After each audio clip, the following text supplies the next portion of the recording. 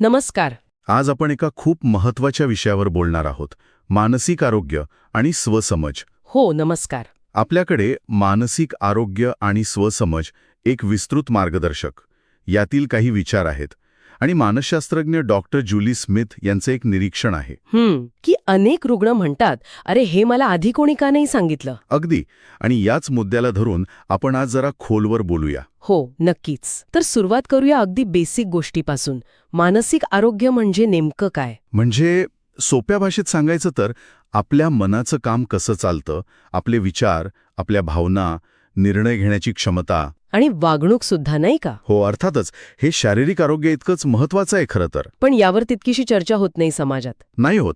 आणि म्हणूनच मग स्वसमज किंवा स्वतःला समजून घेणं खूप महत्वाचं ठरतं. अनेक समस्यांचं मूळ हे स्वतःला न ओळखण्यात असतं.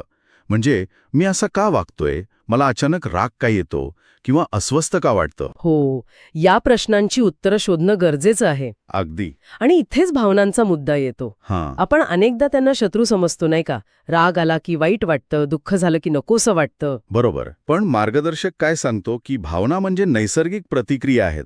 हां. ते आपल्याला काहीतरी सिग्नल देतात. सिग्नल कशा प्रकारचे? म्हणजे बघा, राग आला तर कदाचित काहीतरी अन्यायकारक घडलंय. हां. दुःख वाटलं तर आपण काहीतरी महत्वाचं गमावलंय. हां. भीती वाटते म्हणजे पुढे धोका असू शकतो. अच्छा. आणि अपराधीपणाची भावना. ती सांगते की आपल्या नैतिक मूल्यांविरुद्ध काहीतरी घडलंय आपल्याकडून, किंवा तसं आपल्याला वाटतंय. अरे वा. म्हणजे या फक्त काय म्हणतात त्याला, संदेशवाहक आहेत. अगदी. आणि त्यांना दाबून टाकण्याऐवजी त्यांचं विश्लेषण करणं महत्वाचं आहे, असं मार्गदर्शक म्हणतो. मग हे विश्लेषण करायचं कसं? हां. त्यासाठी काही साधना आहेत का? हो, आहेत की. हां. मार्गदर्शकात काही सोप्या गोष्टी सांगितल्या आहेत. जसं की? एक म्हणजे विचार नोंदवही. रोजचे विचार, भावना, काय घडलं, आपण कसं वागलो हे लिहून काढायचं. डायरी सारखं. हो, तसंच. याने आपल्याला आपल्या वागण्यामागचे पॅटर्न्स कळायला लागतात. मी विशिष्ट परिस्थितीत असाच का वागतो हे समजतं. हे खरंच उपयोगी ठरू शकतं. आणि अजून काही? श्वासोच्छ्वासाचा सराव.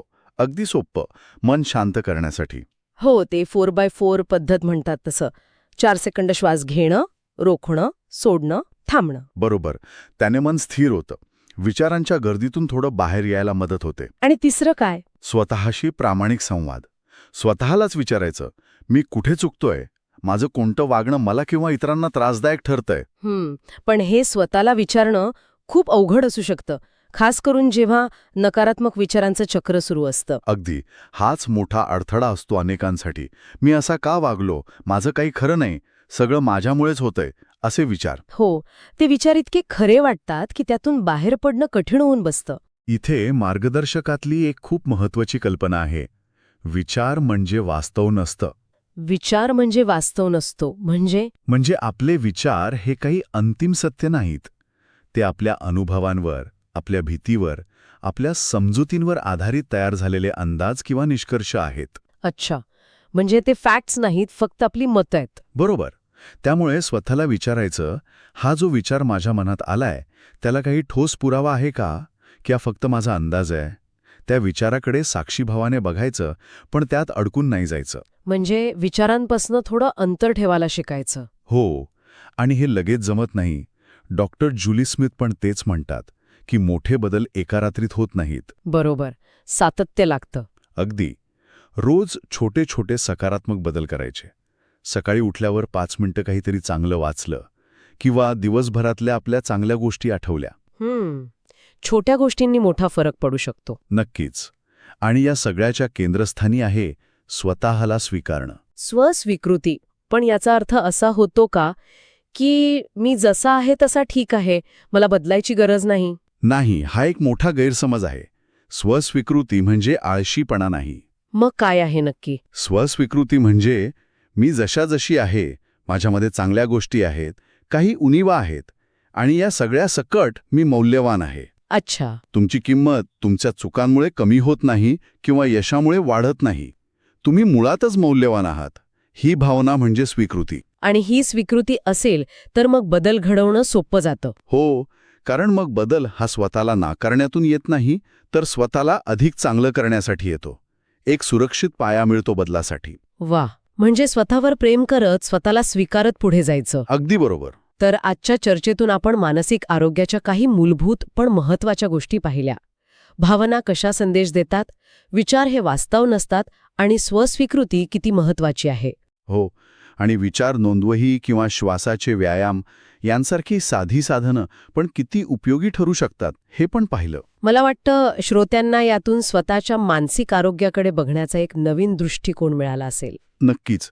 स्वतःच्या भावना आणि विचारांच्या या प्रवासाकडे अधिक सजगतेने, अधिक करुणेने कसं पाहता येईल याचा विचार नक्की करता येईल. या मार्गदर्शकामध्ये अर्थातच नैराश्य, चिंता यांसारख्या अजून खोल विषयांवर पण माहिती आहे, जी पुढे उपयोगी पडू शकते. हो, हा तर फक्त एक छोटासा भाग होता. नक्कीच. चला तर मग आज इथेच थांबूया. धन्यवाद. आज आपण एका महत्वाच्या विषयावर बोलणार आहोत, नैराश्य. आणि यासाठी आपण डॉक्टर जुली स्मिथ यांच्या Y has nobody told me this before या पुस्तकाचा आधार घेणार आहोत. आपण समजून घेऊया की नैराश्य म्हणजे काय, ते कसं ओळखायचं आणि सगळ्यात महत्वाचं म्हणजे त्यावर मात करण्यासाठी कोणत्या व्यावहारिक गोष्टी करता येतील. हो, अगदी. या चर्चेचा उद्देश अगदी स्पष्ट आहे, नैराश्याबद्दलची माहिती सोप्या भाषेत पोचवणं. कारण हा एक सामान्य आजार आहे, उपचार करण्यायोग्य आहे. बरोबर. पण सुरुवात एका विलक्षण विचाराने करूया, जो पुस्तकातून येतो. नैराश्यात असताना काही करावंसं वाटत नाही, पण कृती करणं हाच त्यातून बाहेर पडायचा मार्ग आहे. हा मुद्दा खूप महत्वाचा आहे. हो ना. हा विरोधाभास आपण थोडा उलगडून पाहूया. नक्कीच. सुरुवात करूया नैराश्य म्हणजे काय यापासून. डॉक्टर स्मिथ म्हणतात की हा एक मानसिक आजार आहे. म्हणजेच जसा एखादा शारीरिक आजार असतो तसाच. पण लोक याबद्दल बोलायला कचरतात. एक प्रकारचा सामाजिक दबाव असतो. अच्छा. पण चांगली गोष्ट ही आहे की यावर उपचार शक्य आहेत. याची काही लक्षणं आहेत, जसं की सतत उदास वाटणं, पूर्वी ज्या गोष्टी आवडायच्या त्यातला आनंद नाहीसा होणं, झोप आणि भूक यात मोठे बदल होणं, सतत स्वतःला दोष देत राहणं किंवा अगदी आत्महत्येचे विचार मनात येणं. ही लक्षणं जर 2 आठवड्यांपेक्षा जास्त काळ टिकली तर ते नैराश्य असू शकतं. आणि इथेच मग तो कृतीचा मुद्दा येतो, नाही का? काहीच करावंसं वाटत नाही, पण कृतीच मार्ग आहे. हे ऐकायला खरं तर सोपं नाहीये. अगदी.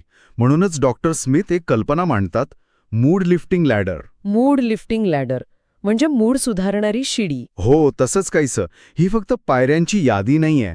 नैराश्यात जी एक प्रकारची जडत्वाची भावना येते ना, ती ओलांडायला मदत करणारं हे एक साधन आहे. अच्छा. यातलं महत्वाचं तत्व हे आहे की कृतीतून उर्मी येते. उर्मीची वाट पाहत बसून नाही चालत. ही शिडी पहिलं पाऊल उचलायला मदत करते. कोणती पहिली पायरी आहे यात? पहिली पायरी अगदी मूलभूत आहे, आपलं शरीर सांभाळणं. म्हणजे नियमित जेवण, पुरेशी झोप घेणं आणि फक्त 10-15 मिनिटं का होईना पण चालणं. अगदी साधं. बरं. आणि दुसरी पायरी? दुसरी पायरी आहे संवाद.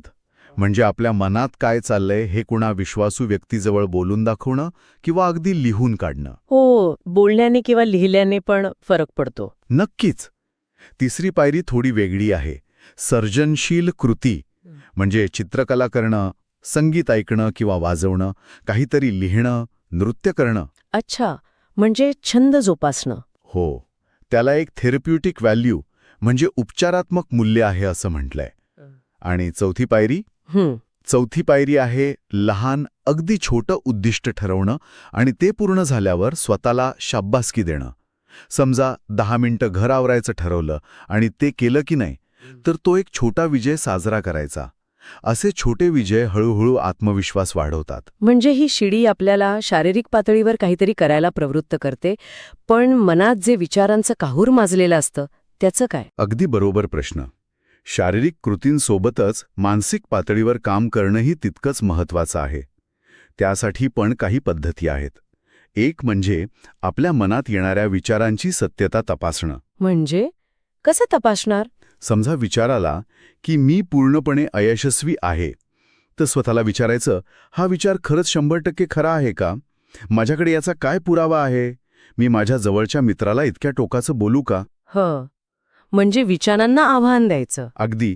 आणखी एक पद्धत आहे बातमीपत्र पद्धत. म्हणजे नकारात्मक विचारांना फक्त बातमीसारखं बघायचं, ते अंतिम सत्य आहे असं मानायचं नाही. अच्छा. आणि मनस्थिती डायरी पण आहे ना? हो. रोजचा मूड कसा होता, काय घटना घडल्या, यावर आपली प्रतिक्रिया काय होती हे लिहून काढल्याने आपल्याला आपल्या भावनांचे आणि विचारांचे पॅटर्न्स कळायला लागतात. एक प्रकारची जागरूकता येते. म्हणजे या सगळ्या पद्धती आपल्याला त्या नकारात्मक विचारचक्रातून बाहेर काढायला मदत करतात. बरोबर. विचारांपासून थोडं अंतर राखायला शिकवतात. आणि यासोबतच पुन्हा एकदा शारीरिक हालचालींचं महत्त्व येतं. पुस्तकात एक वाक्य आहे की जेव्हा मनात जडपणा असेल तेव्हा शारीरिक हालचाली करा. शरीर पुढे गेलं की मन मागून येतं. खरंय. साधं चालणं सुद्धा खूप मदत करतं असं म्हणतात. हो, अगदी औषधासारखं काम करू शकतं ते. आणि माइंडफुलनेस म्हणजे वर्तमानात राहण्याचा सराव करणं, श्वासावर लक्ष केंद्रित करणं, हे सुद्धा खूप उपयोगी आहे. आणि आणखी एक गोष्ट, स्वतःशी बोलण्याची पद्धत. नैराश्यात असताना आपण स्वतःवरच खूप टीका करतो, नाही का? हे खूप होतं. स्वतःशी खूप कठोरपणे बोललं जातं. मग माझ्याकडून काहीच होणार नाही असं म्हणण्याऐवजी सध्या मला त्रास होतोय पण मी प्रयत्न करत आहे, अशा प्रकारे स्वतःशी बोलणं किती महत्वाचं आहे. खूप जास्त. स्वतःबद्दल सहानुभूती बाळगणं, स्वतःशी दयाळूपणे बोलणं, हा बरे होण्याच्या प्रक्रियेचा एक अविभाज्य भाग आहे. नकारात्मक संवाद नैराश्याला वाढवतो, तर सहानुभूतीपूर्ण संवाद आशेला जागा देतो. पण समजा हे सगळं करूनही कुणाला बरं वाटत नसेल किंवा परिस्थिती हाताबाहेर जात असेल, तर व्यावसायिक मदत कधी घ्यावी हे कसं ओळखायचं? अत्यंत महत्वाचा प्रश्न आहे. काही धोक्याचे संकेत आहेत. जर आत्महत्येचे विचार वारंवार येत असतील किंवा कोणतीही कृती करणं अगदीच अशक्य वाटत असेल आणि आपलं रोजचं जीवन म्हणजे काम, नातेसंबंध सगळंच पूर्णपणे विस्कळीत झालं असेल, तर अशावेळी अजिबात उशीर न करता मानसिक आरोग्य व्यावसायिकांची मदत घेणं अत्यावश्यक आहे. म्हणजे सायकॉलॉजिस्ट किंवा सायकॅट्रिस्ट. हे लक्षात ठेवायला हवं. नक्कीच. तर एकंदरीत या चर्चेतून हे स्पष्ट होतं की नैराश्य जरी कठीण असलं तरी त्यावर मात करणं शक्य आहे. सुरुवात अगदी छोट्या पावलांनी, एका कृतीनेही होऊ शकते. अगदी. आणि डॉक्टर स्मिथ यांच्या पुस्तकातला एक महत्वाचा संदेश मला आठवतो. नैराश्याचं बंधन मजबूत वाटू शकतं, पण ते कायमचं नसतं. आशा नेहमीच असते. हो, ही आशा महत्वाची आहे. जाता जाता एक विचार सोडून जाते. आज आपल्याला कसंही वाटत असलं तरी जर जाणीवपूर्वक फक्त एक छोटी सकारात्मक कृती निवडली, अगदी 5 मिनिटं चालणं किंवा एखादं आवडतं गाणं ऐकणं, तर त्याचा आपल्या उर्वरित दिवसावर काय परिणाम होऊ शकेल? विचार करण्यासारखा मुद्दा आहे. आज आपण चिंता म्हणजे अँक्झायटी या विषयावर बोलणार आहोत. हो. आपल्याकडे डॉक्टर जुली स्मिथ यांच्या पुस्तकावर आधारित काही नोट्स आहेत. चिंता नक्की काय आहे आणि तिला कसं हाताळायचं यावर त्यात खूप चांगली माहिती आहे. अगदी खूप स्पष्ट आणि उपयोगी माहिती आहे. तर उद्देश हाच आहे की चिंतेचं स्वरूप समजून घेऊया आणि काही प्रभावी उपाय पण बघूया. बरोबर. चला तर मग सुरुवात करूया. मुळात चिंता म्हणजे काय? चिंता म्हणजे ती मेंदूची एक नैसर्गिक प्रतिक्रिया आहे. धोक्याची सूचना देण्यासाठी, आपल्याला सावध करण्यासाठी. अच्छा. पण प्रॉब्लेम तेव्हा होतो जेव्हा ती सतत राहते. म्हणजे छोट्या गोष्टींवर पण खूप जास्त रिॲक्शन येते. हो. आणि मग रोजच्या जगण्यावर परिणाम होतो. जसं GAD मध्ये होतं, म्हणजे जनरलाइज्ड अँक्झायटी डिसऑर्डर. तेव्हा ती एक खरी समस्या बनते. आणि ही समस्या एका चक्रामुळे वाढत जाते असं म्हणतात, बरोबर? ते चक्र कसं काम करतं? हो, ते समजून घेणं खूप महत्वाचं आहे. म्हणजे काय होतं की आधी मनात एक नकारात्मक विचार येतो. समजा माझं काहीतरी वाईट होणार आहे. ओके. मग लगेच शरीर प्रतिक्रिया देतं. हृदयाची धडधड वाढते, घाम येतो. हो, जाणवतं ते. आणि मग आपण काय करतो? ती परिस्थिती टाळतो किंवा त्यातून पळून जातो. बरोबर. आणि इथेच मेख आहे. पळ काढल्यामुळे काय होतं? मेंदूला वाटतं की धोका टळला. म्हणजे ती परिस्थिती खरंच धोकादायक होती. अच्छा, म्हणजे मेंदू चुकीचं शिकतो. अगदी. आणि मग पुढच्या वेळी तीच परिस्थिती आली की चिंता अजून वाढते. टाळण्यामुळे म्हणजे अवॉइडन्समुळे चिंता कमी नाही होत, उलट घट्ट होते. म्हणजे हे चक्र तोडायचं असेल तर टाळाटाळ थांबवली पाहिजे. बरोबर. पण जेव्हा चिंता एकदम वाढते तेव्हा ती शारीरिक लक्षणं खूप त्रास देतात. म्हणजे श्वास घ्यायला त्रास होणं, धडधडणं, त्यावर लगेच काही करता येतं का? हो, नक्कीच. ती जी लक्षणं आहेत ना, ती फाईट ऑर फ्लाईट रिस्पॉन्समुळे येतात. त्यांना शांत करण्यासाठी बॉक्स ब्रीदिंग खूप छान काम करतं. Box breathing? ते कसं करतात? अगदी सोपं आहे. 4 सेकंद श्वास घ्यायचा, 4 सेकंद रोखून धरायचा, 4 सेकंदात हळूहळू सोडायचा आणि मग 4 सेकंद थांबायचं. ओके. घेणं, रोखणं, सोडणं, थांबणं, प्रत्येकी 4 सेकंड. हो. हे 4-5 वेळा केलं ना की शरीराला शांत वाटायला लागतं. आपली पॅरासिम्पॅथेटिक नर्वस सिस्टम ॲक्टिव्हेट होते. हे छान आहे, कधी करता येण्यासारखं. आता शारीरिक नियंत्रणासोबतच आपण त्या टाळण्याच्या वृत्तीबद्दल बोलत होतो, म्हणजे अवॉइडन्स. हो, ज्याची भीती वाटते त्याला सामोरं कसं जायचं, कारण टाळल्याने तर चिंता वाढतीये. बरोबर. इथे एक्सपोजर थेरपी कामाला येते. Exposure therapy. म्हणजे जी गोष्ट भीतीदायक वाटते तिला एकदम सामोरं नाही जायचं, हळूहळू टप्प्याटप्प्याने सामोरं जायचं. उदाहरणार्थ?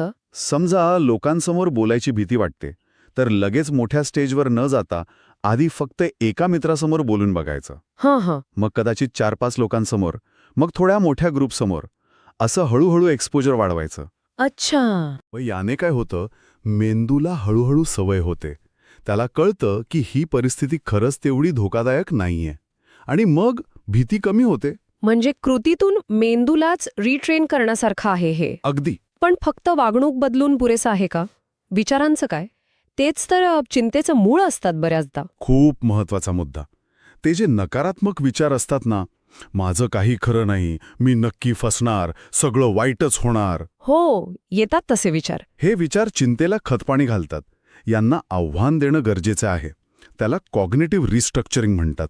म्हणजे विचारांची फेरमांडणी? हो. स्वतःला विचारायचं, हा जो विचार येतोय त्याला काही पुरावा आहे का? यापेक्षा वेगळा जास्त वास्तववादी विचार कोणता असू शकतो? म्हणजे मी नक्की फसणार याऐवजी मी प्रयत्न केला आहे, कदाचित थोडं अवघड जाईल, पण मी काहीतरी शिकेन तरी. असा विचार करणं हे सवयीने जमेल कदाचित. हो, सरावानेच जमतं. निगेटिव्ह विचारांचे जे पॅटर्न्स असतात ना, ते हळूहळू बदलायला लागतात. विचारांवर काम करणं महत्वाचं आहे. आणखी एक टेक्निक ऐकलं होतं, वरी टाईम. हां. ते काय आहे? वरी टाईम ही पण एक चांगली पद्धत आहे चिंता मॅनेज करायची. कशी? दिवसातला एक ठराविक वेळ ठरवून टाकायचा. समजा संध्याकाळी 15 मिनिटं फक्त चिंता करण्यासाठी. फक्त चिंता करण्यासाठी? हो. त्या 15 मिनिटात मनात ज्या काही चिंता असतील त्या लिहून काढायचा किंवा फक्त त्यावर विचार करायचा. आणि बाकीच्या वेळी? बाकी दिवसभरात जर चिंता डोकावली तर स्वतःला आठवण करून द्यायची की संध्याकाळच्या ठरलेल्या वेळेत त्यावर विचार करू, आत्ता नाही. अच्छा, म्हणजे चिंतेला एका कप्प्यात ठेवल्यासारखं झालं. अगदी. याने काय होतं, एक तर चिंता दिवसभर डोक्यात फिरत नाही आणि दुसरं म्हणजे अनेकदा त्या ठरलेल्या वेळेपर्यंत काही चिंता निरर्थक वाटायला लागतात. इंटरेस्टिंग आहे. आणखी एक मोठी गोष्ट म्हणजे अनिश्चितता. हां. पुढे काय होईल याची काळजी. हो ना. आणि आयुष्य तर अनिश्चिततेनेच भरलेलं आहे. आपण 100% खात्री कशाचीच देऊ शकत नाही. बरोबर. नोट्समध्ये एक वाक्य आहे, certainty is an illusion, resilience comes from tolerating uncertainty. म्हणजे निश्चितता हा एक भ्रम आहे. खरी ताकद अनिश्चितता सहन करण्यातून येते. एक्झॅक्टली. काय होईल यावर सतत फोकस करण्याऐवजी जे काही होईल त्याला सामोरं जाण्याची क्षमता माझ्यात आहे यावर विश्वास ठेवणं जास्त महत्वाचं आहे. हा दृष्टिकोन बदलणं गरजेचं आहे. आता आजच्या काळात डिजिटल जगामुळे जी चिंता येते त्याबद्दल काय? सोशल मीडिया, सतत माहितीचा भडीमार. हो, ही एक नवीन पण मोठी समस्या आहे. सतत दुसऱ्यांशी तुलना करणं, लाईक्सचं प्रेशर, नकारात्मक बातम्या, या सगळ्यामुळे चिंता वाढते. त्यावर काय उपाय असू शकतो? जाणीवपूर्वक स्क्रीन टाईम कमी करणं, निदान झोपायच्या आधी 1 तास तरी फोन किंवा स्क्रीन न बघणं. किंवा आठवड्यातून एखादा दिवस सोशल मीडिया डिटॉक्स करणं, म्हणजे पूर्णपणे सोशल मीडियापासून दूर राहणं. हे करून बघायला हवं. आणि या सगळ्यामध्ये स्वतःशी सहानुभूतीने वागणं म्हणजे सेल्फ कंपॅशन, ते किती महत्वाचं आहे? खूप जास्त. खूप महत्वाचं आहे. कारण चिंतेमुळे आपण स्वतःलाच दोष द्यायला लागतो. मी किती घाबरट आहे, मी कमजोर आहे असं वाटायला लागतं. हो, होतं असं. पण त्याऐवजी स्वतःला समजून घेणं गरजेचं आहे. ठीक आहे, मला भीती वाटतेय, पण तरीही मी प्रयत्न तर करतेय असा विचार करणं. चिंता म्हणजे काही चारित्र्यातला दोष नाहीये. ती एक नैसर्गिक भावना आहे आणि तिच्यावर काम करता येतं. हे स्वतःला सतत आठवण करून द्यायला हवी. खरंय. म्हणजे चिंता जरी नैसर्गिक असली तरी ती हाताबाहेर जाऊ नये यासाठी अनेक प्रभावी मार्ग आहेत. अगदी बरोबर. श्वासावर नियंत्रण, विचारांवर काम करणं, भीतीला हळूहळू सामोरं जाणं, वरी टाईमसारखी टेक्निक वापरणं आणि सगळ्यात महत्त्वाचं म्हणजे स्वतःवर प्रेम करणं, स्वतःशी सहानुभूतीने वागणं. हो. या सगळ्या गोष्टींनी चिंता नक्कीच नियंत्रणात आणता येते. निश्चितच. एकंदरीत चिंतेचं स्वरूप आणि तिच्यावर मात करण्याचे अनेक मार्ग आपण आज बघितले आणि जाता जाता एक विचार मनात येतोय. या नोट्समध्ये अनिश्चितता सहन करण्यावर म्हणजे टॉलरेटिंग अनसर्टिनिटीवर भर दिला आहे. पण आपण जर अजून एक पाऊल पुढे गेलो म्हणजे अनिश्चिततेला फक्त सहन न करता तिला आयुष्याचा एक अविभाज्य भाग म्हणून स्वीकारण्याचा, एम्ब्रेस करण्याचा प्रयत्न केला तर चिंतेसोबतच्या आपल्या नात्यावर त्याचा काय परिणाम होईल यावर विचार करायला जागा आहे, नाही का? नक्कीच. खूप चांगला मुद्दा आहे हा विचार करण्यासाठी. नमस्कार. आज आपण एका खूप जवळच्या विषयावर बोलणार आहोत. म्हणजे जो आपल्या प्रत्येकाच्या मनात ना सतत सुरू असतो. आपला स्वतःशी होणारा संवाद. Self talk. बरोबर, सेल्फ टॉक. आणि याचा आपल्या आत्मविश्वासावर कसा परिणाम होतो ते आज आपण जरा समजून घेऊया. अगदी. आपण डॉक्टर ज्युली स्मिथ यांच्या Y has nobody told me this before या पुस्तकावर आधारित काही मुद्दे बघणार आहोत. हो, म्हणजे आपला आतला आवाज कसा आपला आत्मविश्वास वाढवतो किंवा कधी कधी कमीही करतो आणि मग त्यावर काम कसं करायचं हे महत्वाचं आहे. नक्कीच. कारण आत्मसंवाद म्हणजे काय तर आपल्या मनात किंवा कधीकधी आपण नकळत तोंडानेही स्वतःशी बोलतो. हो. तो संवाद हा अगदी मी हे करू शकते असा सकारात्मक असतो किंवा मग माझ्याकडून नाही होणार असा नकारात्मकही असू शकतो. आणि गंमत म्हणजे आपल्याला कळतही नाही पण हाच संवाद आपल्या आत्मविश्वासाची पातळी ठरवत असतो, नाही का? अगदी नकळतपणे. आणि मला वाटतं की तो नकारात्मक संवाद जास्त पटकन येतो मनात, नाही का? म्हणजे सतत स्वतःला दोष देणं, अरे मी एवढं साधं काम पण नीट करू शकत नाही, किंवा उगाच भविष्याची भीती. हो, मला हे कधीच जमणार नाही असं वाटणं. बरोबर. किंवा एखादी छोटीशी गोष्ट बिघडली की वाटणं सगळंच संपलं, म्हणजे ज्याला ते कॅटास्ट्रॉफायझिंग म्हणतात ना, टोकाचे विचार करणं. किंवा मग एक चूक झाली की लगेच ठरवून टाकणं, मी नेहमीच चुकते. हे खूप होतं. हो, आणि मग त्याचे परिणाम दिसतातच. आत्मविश्वास एकदम कमी होतो, उगाच काळजी वाटत राहते आणि नवीन काही करायला भीती वाटते, चुकायला नको असं वाटतं. हो. पण चांगली गोष्ट ही आहे की हे विचारांचं चक्र तोडता येतं. म्हणजे लेखिका त्यासाठी एक चांगली पद्धत सांगतात, 3 C's मॉडेल. 3 C's? अच्छा. हे फक्त विचार ओळखण्यापुरतं नाहीये, तर ती विचारांची सवय बदलायला मदत करते. ओके. मग हे 3 C's मॉडेल काय आहे नक्की? म्हणजे कसं काम करते हे? बरं, यातला पहिला C आहे कॅच इट. म्हणजे आपला जो नकारात्मक विचार येतोय ना, त्याला वेळीच पकडायचं. पकडायचं म्हणजे ओळखायचं? हो, ओळखायचं. जणू काही आपण आपल्याच विचारांवर लक्ष ठेवून आहोत. त्यासाठी लोक विचार डायरी पण वापरतात कधीकधी. अच्छा, ओके. आणि दुसरा C? दुसरा C आहे चेक इट. म्हणजे जो विचार आपण पकडला त्याची सत्यता तपासायची. स्वतःलाच विचारायचं, हे खरंच आहे का? याला काही आधार आहे का? दुसरा काही दृष्टिकोन असू शकतो का? म्हणजे आपल्याच विचारांना चॅलेंज करायचं. अगदी. स्वतःच्या विचारांचा वकील आणि न्यायाधीश दोन्ही बनायचं थोडक्यात. हा, बरोबर. आणि तिसरा C?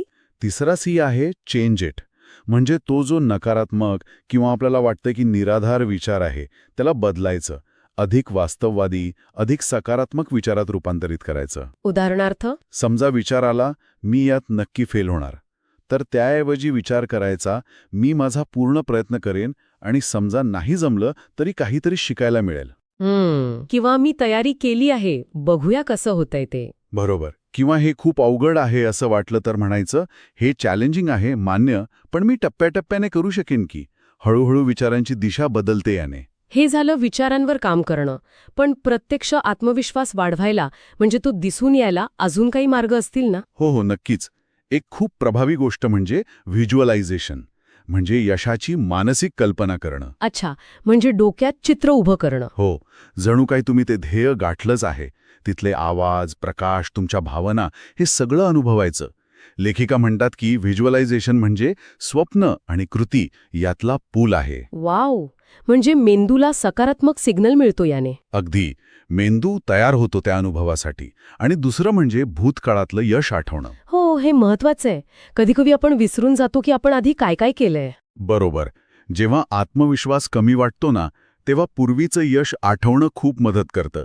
शाळेतलं एखादं बक्षीस असेल किंवा ऑफिसमध्ये कौतुक झालं असेल, काहीही. आणि ते अफर्मेशन्सबद्दल काय? म्हणजे सकारात्मक वाक्य म्हणणं. हो, ते सुद्धा. मी सक्षम आहे, मी शिकत आहे, मी सुधारणा करत आहे, अशी वाक्य नियमितपणे स्वतःला सांगणं. याने फरक पडतो. लेखिकेचा स्वतःचा अनुभव आहे की यामुळे तिचा मूड बदलला. आणि मूड बदलला की कृती बदलते. बरोबर, मूड बदलला की कृती बदलते. हा संबंध महत्वाचा आहे. खरंय. अजून काही प्रॅक्टिकल टिप्स आहेत का यात? आहेत ना. एक म्हणजे ॲक्शन एक्सपोजर. म्हणजे जी गोष्ट करायला भीती वाटते ना, ती थोडी थोडी करून बघायची. म्हणजे कम्फर्ट झोनच्या बाहेर पाऊल टाकायचं. हो, पण हळूहळू छोटं लक्ष घेऊन सुरुवात करायची. याने काय होतं, मेंदूला पुरावा मिळतो की अरे, मी हे करू शकतो. शकते. हां, अनुभव महत्वाचा. अगदी. आणि दुसरी एक साधी पण महत्वाची गोष्ट अँकर थॉट्स. म्हणजे आपल्या बेसिक गरजांकडे लक्ष देणं. कधीकधी आपलं चिडचिडणं किंवा नकारात्मक विचार हे फक्त भूक लागल्यामुळे किंवा झोप पूर्ण न झाल्यामुळे असू शकतं. अरे हो, हे तर आपण लक्षातच घेत नाही बऱ्याचदा. हो ना. ती गरज पूर्ण केली की विचारांची दिशा बदलते. आणि अर्थातच रोल मॉडेल्स म्हणजे प्रेरणादायी व्यक्तींच्या कहाण्यांमधून शिकणं. त्यांच्या संघर्षातून ऊर्जा मिळते. आणि मला वाटतं हे पण महत्वाचं आहे की आत्मविश्वास म्हणजे फक्त स्टेजवर जाऊन बोलणं नाही. नाही, अजिबात नाही. योग्य वेळी मदत मागणं किंवा गरज नसेल तर नाही म्हणायला शिकणं, स्वतःच्या सीमा जपणं. अगदी. हे सगळं आत्मविश्वासाचाच भाग आहे. स्वतःशी प्रामाणिक राहणं महत्वाचं आहे. म्हणजे आत्मविश्वास हा आतून येतो आणि तो आपल्या स्वतःसोबतच्या नात्यावर अवलंबून असतो. बरोबर. लेखिकेचा मुख्य संदेश पण तोच आहे की आपल्या विचारांच्या सवयी आपली मानसिकता घडवतात. विचार बदला, मानसिकता बदलेल आणि याची सुरुवात आतून होते, बाहेरून नाही. खरंच, आपला आतला आवाज, आपल्या स्वतःशी होणारा संवाद, आपल्या आत्मविश्वासावर आणि मग आपल्या कृतींवर किती मोठा परिणाम करतो, हे आजच्या चर्चेतून एकदम स्पष्ट झालं. आणि जाता जाता एक विचार सोडून जातो. आपण जसा स्वतःच्या आतल्या संवादाचा विचार करतो तसंच आपण इतरांच्या वागण्यावरून, देहबोलीवरून त्यांच्या आतल्या संवादाचा काही अंदाज लावू शकतो का? अच्छा, इंटरेस्टिंग प्रश्न आहे. हो ना. आणि त्यातून त्यांच्या आत्मविश्वासाविषयी किंवा निर्णय क्षमतेविषयी काही कळू शकेल का? जरा विचार करण्यासारखा मुद्दा आहे. नमस्कार. आज आपण एका खूप नाजूक पण महत्वाच्या विषयावर सखोल चर्चा करणार आहोत. दुःख आणि त्यातून सावरण्याचा प्रवास. हो, आणि यासाठी आपण डॉक्टर जुली स्मिथ यांच्या एका महत्वाच्या पुस्तकातल्या विचारांचा आधार घेणार आहोत. बरोबर. तर आपला उद्देश हा आहे की डॉक्टर स्मिथ यांच्या दृष्टिकोनातून दुःख म्हणजे काय, त्याचे वेगवेगळे पैलू काय आहेत आणि त्यातून बाहेर पडायला त्यांनी काय मार्ग सुचवले आहेत हे समजून घेणं. आणि डॉक्टर स्मिथ सुरुवातीलाच एक गोष्ट स्पष्ट करतात, म्हणजे दुःख ही एक मानसिक जखम आहे. ती दिसत नाही, पण तिची वेदना खूप खोल असते. अनेकदा काय होतं की आपल्याला भावना टाळायला शिकवलं जातं, पण त्या म्हणतात खरा मार्ग त्या भावनांमधून जाण्यातच आहे, त्यांना स्वीकारण्यात. हे खरंय, कारण दुःख म्हटलं की आपल्या डोळ्यासमोर फक्त मृत्यू येतो. पण डॉक्टर स्मिथ सांगतात की याचा परिघ खूप मोठा आहे, नाही का? अगदी. म्हणजे जवळच्या व्यक्तीचा मृत्यू तर आहेच, पण नातं तुटणं, घटस्फोट असेल किंवा ब्रेकअप. हो. याच प्रवासाचं वर्णन करताना डॉक्टर एलिझाबेथ कुबलर रॉस यांचे 5 टप्पे पण डॉक्टर स्मिथ सांगतात. हो, ते 5 टप्पे. डिनायल, अँगर. हो. पहिला नकार म्हणजे हे खरं नाहीये, असं होऊच शकत नाही असं वाटणं. मग येतो राग, की हे माझ्यासोबतच का घडलं. सगळा राग येतो परिस्थितीवर, देवावर, स्वतःवर. त्यानंतर मग ते बार्गेनिंग, म्हणजे सौदा करणं. हो, सौदा. मनातल्या मनात आपण विचार करतो, जर असं झालं नसतं तर मी असं केलं असतं, किंवा देवा हे परत कर, मी बदलेन, असं काहीतरी. अच्छा. मग येते नैराश्याची अवस्था, जेव्हा सगळी आशा संपल्यासारखी वाटते, कशातच काही अर्थ नाही असं वाटतं. आणि शेवटी स्वीकार. हो, स्वीकार म्हणजे परिस्थिती जशी आहे तशी मान्य करणं आणि आता यातून पुढे कसं जायचं याचा विचार सुरू करणं. पण इथे डॉक्टर स्मिथ एक महत्वाची गोष्ट सांगतात ना, की हे टप्पे म्हणजे काही काय म्हणतात त्याला, रेल्वेचा वेळापत्रक नाहीये. अजिबात नाही. म्हणजे ते एका सरळ रेषेत येतीलच असं नाही, मागे पुढे होऊ शकतात. हो. एखादा टप्पा कदाचित कोणी अनुभवणारही नाही, किंवा एखाद्या टप्प्यात खूप जास्त काळ अडकून राहिल्यासारखं वाटेल. म्हणजे अरे, मी अजून स्वीकार का नाही करू शकलो असा विचार करून स्वतःला त्रास द्यायचा नाही. बरोबर. आणि समाज पण म्हणतो, अरे किती दिवस, आता बस झालं, विसरून जा. हो ना, पुढे चल. पण डॉक्टर स्मिथ म्हणतात, दुःख विसरण्याची गोष्ट नाहीये ती. अच्छा. तर त्यासोबत जगायला शिकण्याची प्रक्रिया आहे. ती वेदना मान्य करायची, ती आपल्या अनुभवाचा भाग आहे हे स्वीकारायचं. म्हणजे जखम भरते पण व्रण राहू शकतो. अगदी. आणि जगणं थांबत नाही. या सगळ्यात आपल्या मेंदूवर पण परिणाम होतो का, म्हणजे या भावनिक ओढाताणीचा? हो, नक्कीच. डॉक्टर स्मिथ याला इमोशनल प्रोसेसिंग ओव्हरलोड असं म्हणतात. म्हणजे काय होतं नक्की? म्हणजे बघा, मेंदूवर खूप भावनिक भार येतो. तो सतत भूतकाळातल्या आठवणी आणि भविष्याची चिंता ह्यात अडकतो. आणि हे जे नवीन वास्तव आहे ना, ते स्वीकारायला त्याला वेळ लागतो. म्हणूनच तर सुरुवातीला साधं लक्ष केंद्रित करणं पण अवघड होतं. रोजची कामं पण जड वाटतात. खरंय. पण हळूहळू मेंदू शिकतो जुळवून घ्यायला. नवीन मार्ग तयार होतात. अच्छा. मग या कठीण काळातून मार्ग काढायला डॉक्टर स्मिथ नेमकं काय करायला सांगतात? म्हणजे काही उपाय? हो, त्या काही गोष्टी सांगतात. एक म्हणजे लिखाण. लिखाण म्हणजे डायरी वगैरे? हो, म्हणजे आपल्या भावनांना वाट करून देण्यासाठी लिहिणं. मनात जे काही साचलंय ते कागदावर उतरवणं. अगदी त्या व्यक्तीला पत्र लिहिणं, जरी ती व्यक्ती आता आपल्यात नसली तरी. किंवा दुःख डायरी ठेवणं. त्यात काय लिहायचं? आज कसं वाटलं, कोणती आठवण आली, कशामुळे थोडं बरं वाटलं, हे सगळं. याने विचारांना एक दिशा मिळते म्हणतात. बरं. आणि लिखाणाशिवाय? रोजच्या सवयी त्या टिकून ठेवणं खूप महत्वाचं आहे. म्हणजे? आंघोळ, जेवण. हो. अगदी साध्या गोष्टी. आंघोळ करणं, वेळेवर खाणं, थोडं चालणं. कारण दुःखामुळे सगळं विस्कळीत वाटतं ना. हो ना. तर या सवयींमुळे आयुष्याला एक आधार मिळतो, एक चौकट राहते. सुरुवातीला अगदी जबरदस्ती करावी लागली तरी चालेल. बरोबर. आणि बोलणं ते पण महत्वाचं असेल ना? नक्कीच.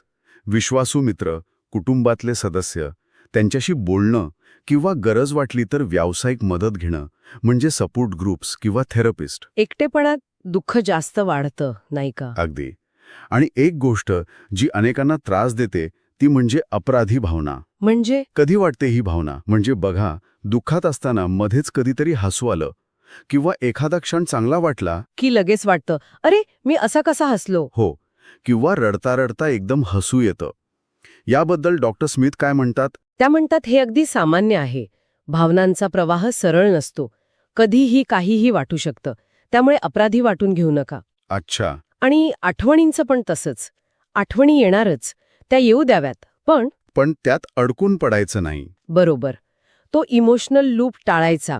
आठवण आली, स्वीकारा आणि हळूच लक्ष दुसरीकडे वळवा. पुस्तकात दुःखातून नवीन अर्थ शोधणे म्हणजे ग्रोथ थ्रू ग्रीफ याबद्दल पण बोलले. हो. म्हणजे जेव्हा तीव्र वेदना थोडी कमी होते, तेव्हा काही लोक विचार करायला लागतात की या अनुभवातून मी काय शिकलो? यातून आयुष्याला नवीन दिशा मिळते. स्वतःची, आपल्या मूल्यांची नवीन ओळख होते.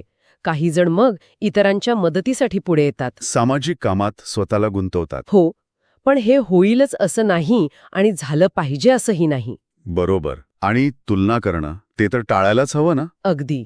माझं दुःख मोठं की तुझं ही तुलना चुकीची आहे. प्रत्येकाचा अनुभव त्याच्यासाठी खरा आणि मोठा असतो. खरे. दुसऱ्याचं दुःख मोठं म्हणून आपलं कमी नाही किंवा आपलं मोठं म्हणून इतरांच्या भावना कमी नाहीत. आणि सगळ्यात शेवटी स्वतःवर प्रेम करणं, सहानुभूती ठेवणं. हो. कारण दुःख थकवतं. शारीरिक आणि मानसिक थकवा येतो. झोप लागत नाही, लक्ष लागत नाही. अशा वेळी स्वतःला दोष देण्याऐवजी आपण आजारी मित्राची जशी काळजी घेतो ना, तशी स्वतःची घ्यावी. स्वतःशी दयाळूपणे वागावं. म्हणजे थोडक्यात सांगायचं तर डॉक्टर स्मिथ यांच्या मते दुःखामुळे आयुष्य थांबत नाही, पण ते एक वळण नक्की घेतं. बरोबर. एक अनपेक्षित वळण. त्या वळणावर वेदना आहे, त्रास आहे, पण त्यातून जातानाच नवी वाट सापडू शकते. आणि त्यांचा एक खूप सुंदर विचार आहे की दुःख हळूहळू बोथट होतं, त्याची धार कमी होते. पण प्रेम कायम राहतं. त्या व्यक्तीबद्दलचं, त्या गोष्टीबद्दलचं प्रेम तसंच राहतं. आणि याच विचाराने आपण आजची चर्चा संपवूया. श्रोत्यांसाठी एक विचार मनात ठेवण्यासारखा आहे. जर डॉक्टर स्मिथ म्हणतात तसं प्रेम कायम राहतं, तर मग दुःखाच्या अनुभवानंतर उरलेलं हे प्रेम आपल्या भविष्यातल्या नात्यांना, ध्येयांना किंवा स्वतःच्या मूल्यांना कोणती नवी दिशा देऊ शकतं? विचार करण्यासारखा मुद्दा आहे नक्की. नमस्कार. आज आपण एका खूप ओळखीच्या भावनेबद्दल बोलणार आहोत. ती म्हणजे काहीच करावंसं वाटत नाही अशी भावना. अगदी. खूप लोकांना येत असेल हा अनुभव. हो ना. आयुष्यात असे क्षण येतातच की नाही जेव्हा असं वाटतं की बास, आता काही नको, पुढे जाण्याची इच्छाच होत नाही. बरोबर. तर हे असं का होतं आणि महत्वाचं म्हणजे यातून बाहेर कसं पडायचं? यासाठी आपण डॉक्टर ज्युली स्मिथ यांच्या एका गाजलेल्या पुस्तकाचा आधार घेणार आहोत. Y has nobody told me this before. हो, खूपच छान पुस्तक आहे ते. त्यातला जो प्रेरणा म्हणजे मोटिवेशनवरचा भाग आहे, त्यातले काही महत्वाचे विचार आपण आज समजून घेऊया. नक्कीच. आणि आपलं उद्दिष्ट काय आहे की ही जी भावना आहे ना, काही करावंसं न वाटणं, त्यामागे काय असू शकतं आणि डॉक्टर जुली स्मिथ काय सांगतात, म्हणजे कोणते ठोस मार्ग आहेत कृती करण्यासाठी. अगदी. आणि हो, प्रेरणा नक्की कशी काम करते याबद्दलचे जे गैरसमज आहेत ना समाजात, हो, ते खूप आहेत. ते दूर करून त्यामागचं विज्ञान काय आहे, तिचं खरं स्वरूप काय आहे हे बघूया. चला तर मग सुरुवात करूया. ही जी भावना आहे, काहीच करावंसं वाटत नाही, ही येते कुठून? हा फक्त आळस असतो का? नाही, डॉक्टर स्मिथ म्हणतात की हा निव्वळ आळशीपणा नाहीये. म्हणजे तसं लेबल लावणं सोपं आहे, पण ही भावना खूप सामान्य आहे आणि अनेकदा ती खोल कारणांशी जोडलेली असते. जसं की डिप्रेशन असेल किंवा चिंता वाटत असेल. ओके. किंवा कामाचा खूप ताण असेल, म्हणजे ज्याला आपण बर्नआउट म्हणतो. बरोबर, बर्नआउट. स्वतःबद्दल शंका वाटणं किंवा काहीतरी चुकेल, अपयश येईल अशी भीती वाटणं, या सगळ्यामुळे असं होऊ शकतं. आणि मग ते विचार येतात डोक्यात. कोणते? तेच, आज अंथरुणातून उठावंसंच वाटत नाही, किंवा हे काम खूप अवघड आहे माझ्यासाठी, अंगात त्राणच नाहीयेत. अगदी. किंवा हे सगळं करून उपयोग काय, असाही विचार येतो. बरोबर. आणि इथे डॉक्टर जुलिये एक खूप महत्वाचा मुद्दा सांगतात की हे विचार त्या क्षणी आपल्याला 100% खरे वाटतात. हो, वाटतातच. पण ते संपूर्ण वास्तव नसतं. ती आपली त्यावेळची मानसिक किंवा भावनिक स्थिती असते. ते काही कायमचं सत्य नसतं. अच्छा, म्हणजे लोक जे म्हणतात की माझा मूड नाहीये किंवा प्रेरणा आली की मी करेन. हा, तो तर सगळ्यात मोठा गैरसमज आहे. अच्छा, म्हणजे तो विचार चुकीचा आहे. हो, डॉक्टर जुली नेमकं यालाच आव्हान देतात. त्या म्हणतात प्रेरणा कृतीच्या आधी नाही येत. अरे, कृती केल्यावर येते. आपल्याला प्रेरणा हवी असेल ना, तर वाट बघायची नाही. मग काय करायचं? आधी कोणती तरी लहानशी का होईना कृती करायची. क्रम उलटा आहे हे लक्षात ठेवायला हवं. आधी कृती, मग प्रेरणा. हे अगदीच वेगळं आहे. म्हणजे आपण जे गृहीत धरतो त्याच्या अगदी उलट. बरोबर. यामागे काही सायन्स आहे का? म्हणजे मेंदूत काय घडतं नेमकं? हो, नक्कीच. याला डोपामिन लूप म्हणतात. Dopamine loop. म्हणजे बघा, जेव्हा आपण एखादी छोटीशी कृती पूर्ण करतो ना, अगदी छोटी, उदाहरणार्थ समजा ठरवलं की फक्त बेडशीट नीट करायचं, आणि ते केलं, की आपल्याला एक समाधान मिळतं. अरे वा, मी काहीतरी केलं. हो, मिळतं खरं. त्या समाधानामुळे मेंदूत डोपामिन नावाचं रसायन तयार होतं. ते आपल्याला कसं आनंद आणि थोडी ऊर्जा देतं. अच्छा. आणि मग त्या ऊर्जेमुळे पुढची कदाचित थोडी मोठी कृती करायला हुरूप येतो. म्हणजे हे एक चक्र सुरू होतं. अगदी पॉझिटिव्ह चक्र. छोटी कृती, समाधान, डोपामिन, ऊर्जा, पुढची कृती, अजून समाधान, असं ते सुरू राहतं. वाह, हे खूपच इंटरेस्टिंग आहे. म्हणजे सगळा खेळ आहे तो सुरुवात करण्याचा. बरोबर. ती पहिली कृती करणं महत्वाचं. मग ही सुरुवात करण्यासाठी डॉक्टर जुली काही सोपे उपाय सांगतात का? कारण सुरुवात करणंच तर कठीण वाटतं अनेकदा. सांगतात ना, खूप व्यावहारिक उपाय आहेत. पहिला आहे 5 मिनिटांचा नियम. 5 मिनिटांचा नियम? हो, स्वतःला फक्त एवढंच सांगायचं की मी हे काम फक्त 5 मिनिटं करणार आहे. फक्त 5 मिनिटं. मग 5 मिनिटं झाली की ठरवायचं, थांबायचं की पुढे करायचं. आणि याने काय होतं? अनेकदा काय होतं, सुरुवात करणं हेच मोठं आव्हान असतं. पण 5 मिनिटांचं बंधन घातलं की ते सोपं वाटतं. आणि बऱ्याच वेळा एकदा सुरुवात केली की आपण थांबत नाही, पुढे करत राहतो. बरोबर. एकदा गाडी सुरू झाली की मग ती चालते थोडा वेळ. अगदी. आणि दुसरा उपाय आहे सूक्ष्म कृती, टायनी टास्क्स. सूक्ष्म कृती म्हणजे आपलं जे मोठं ध्येय आहे ना, त्याला अगदी छोट्या सहज करता येण्यासारख्या पायऱ्यांमध्ये तोडायचं. उदाहरणार्थ समजा रोज व्यायाम करायचाय, खूप मोठं ध्येय वाटू शकतं. हो. तर सूक्ष्म कृती काय? फक्त व्यायामाचे शूज घालायचे, बस. एवढंच. किंवा पुस्तक वाचायचं ठरवलंय, फक्त पहिलं पान उघडून समोर ठेवायचं. अभ्यास करायचाय, फक्त वही पेन घेऊन टेबलावर बसायचं. अच्छा, म्हणजे सुरुवात इतकी लहान ठेवायची की ती न करायला काही कारणच उरणार नाही. परफेक्ट. ती कृती इतकी सोपी असावी की मेंदूला ती टाळण्याचं कारणच सापडू नये. हे छान आहे. पण कधी सुरुवात होते, पण मध्येच काहीतरी अडतं, गाडी थांबते. होतं असं. याचं काय करायचं? त्याला डॉक्टर जुली म्हणतात ॲक्शन ब्लॉक्स. म्हणजे कृतीच्या मार्गातले अडथळे, मानसिक अडथळे. ओके. काय असू शकतात हे अडथळे? मुख्य म्हणजे चुकण्याची भीती, माझं चुकलं तर ही भीती. हम्म, किंवा परफेक्शनिझम, म्हणजे प्रत्येक गोष्ट अगदी परफेक्ट झाली पाहिजे, अचूकच झाली पाहिजे, हा अट्टहास. पण परफेक्शनिझम तर चांगला वाटतो ना, म्हणजे चांगलं काम करण्याचा प्रयत्न. वाटतो चांगला, पण तो अडथळा बनू शकतो. कारण उत्तम किंवा परिपूर्ण करण्याच्या नादात आपण सुरुवातच करत नाही. अच्छा, असं होतं. हो, भीती वाटते की जर 100% जमलं नाही, मनासारखं नाही झालं, तर केलेलंच वाया जाईल, मग त्यापेक्षा न केलेलंच बरं, असं वाटायला लागतं. बरोबर. आणि आणखी काय असू शकतं? लोक काय म्हणतील याची चिंता. मी हे केलं आणि लोकांना आवडलं नाही तर, त्यांनी काहीतरी मत बनवलं तर, ही भीती पण अडवते.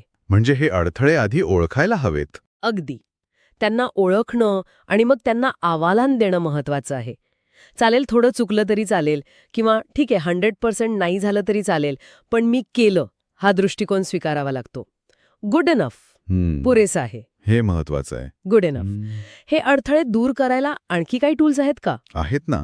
एक खूप प्रभावी टेक्निक आहे जर तर वाक्य तयार करणं. If then. हे कसं काम करतं? म्हणजे संभाव्य अडथळा काय येऊ शकतो याचा अंदाज घेऊन त्यासाठी काय करायचं हे आधीच ठरवून ठेवायचं. उदाहरण. समजा जर सकाळी उठल्यावर खूप थकल्यासारखं वाटलं तर मी फक्त चेहरा धुवून 1 ग्लास पाणी पिऊन शांत बसेन. ओके. किंवा जर काम करताना कंटाळा आला तर मी फक्त 5 मिनिटांचा ब्रेक घेईन. याने काय होतं, ऐनवेळी काय करू हा विचार करावा लागत नाही. प्लॅन तयार असतो. बरोबर. निर्णय घेण्याचा ताण कमी होतो. अगदी. आणि दुसरं म्हणजे थोडंसं का होईना काहीतरी करा हे तत्व. म्हणजे अगदी छोटीशी गोष्ट पूर्ण केली तरी समाधान मिळतं. जसं अंथरूण नीट करणं किंवा कपड्यांची घडी घालणं. हो. हे छोटे विजय सुद्धा आपल्याला एक भावनिक बक्षीस देतात, इमोशनल रिवॉर्ड्स देतात आणि ते पुढे ढकलायला मदत करतात. आणि ते कामासाठी वातावरण तयार करणं म्हणजे प्राईम द पाथ, तेही महत्वाचं असेल ना. हो, खूप महत्वाचं. जसं तुम्ही म्हणालात, व्यायामाचे कपडे आदल्या रात्री काढून ठेवणं किंवा अभ्यासाची जागा नेहमी साफ ठेवणं, पेन्स, पुस्तकं जागेवर ठेवणं. म्हणजे तयारी असली की कृती सोपी होते. बरोबर. अडथळा कमी होतो. आणि या सगळ्यासोबत एक गोष्ट खूप महत्वाची आहे समजून घेणं. कोणती? की जेव्हा आपल्याला काहीच करावंसं वाटत नाही, तेव्हा त्याचा अर्थ असा नाही की आपण आळशी आहोत. हां, हे महत्वाचं आहे. तो शारीरिक किंवा मानसिक थकवा असू शकतो, कामाचा बोझा वाटू शकतो, किंवा काहीतरी भावनिक त्रास असू शकतो आतमध्ये. म्हणजे स्वतःवर लेबल लावण्याऐवजी सहानुभूतीने बघायला हवं. अगदी. स्वतःवर दया करायला हवी. आणि डॉक्टर जुली मायक्रो शेड्यूलबद्दल पण बोलतात. मायक्रो शेड्यूल हे काय आहे? म्हणजे दिवसाचं प्लॅनिंग अगदी छोट्या, सहज करता येण्यासारख्या कामांमध्ये विभागणं. मोठ्या कामांचा डोंगर बघण्याऐवजी? हो, त्याऐवजी सकाळी उठल्यावर 1 ग्लास पाणी पिणे, दुपारी 5 मिनिटं स्ट्रेचिंग करणे, रात्री झोपण्यापूर्वी फक्त 1 पान वाचणे, अशा अगदी छोट्या कृतींची यादी. याने काय होतं? याने दिवसावर आपलं नियंत्रण आहे असं वाटतं आणि एक टिकमार्क करताना समाधान मिळतं. मोठी कामं आपोआप मार्गी लागतात. आणि मला वाटतं सगळ्यात महत्वाचं म्हणजे आपण स्वतःशी कसं बोलतो. आपला तो सेल्फ टॉक. नेमका मुद्दा. तो खूप परिणाम करतो. नकारात्मक सेल्फ टॉक बदलायला हवा. म्हणजे कसं?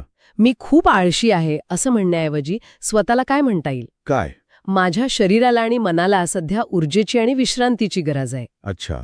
किंवा हे काम अशक्य आहे असं वाटलं तर काय म्हणायचं? काय म्हणता येईल? दयाळूपणे, सपोर्टिव्हली बोलणं हे कृतीसाठी खूप गरजेचं आहे. बरोबर आहे.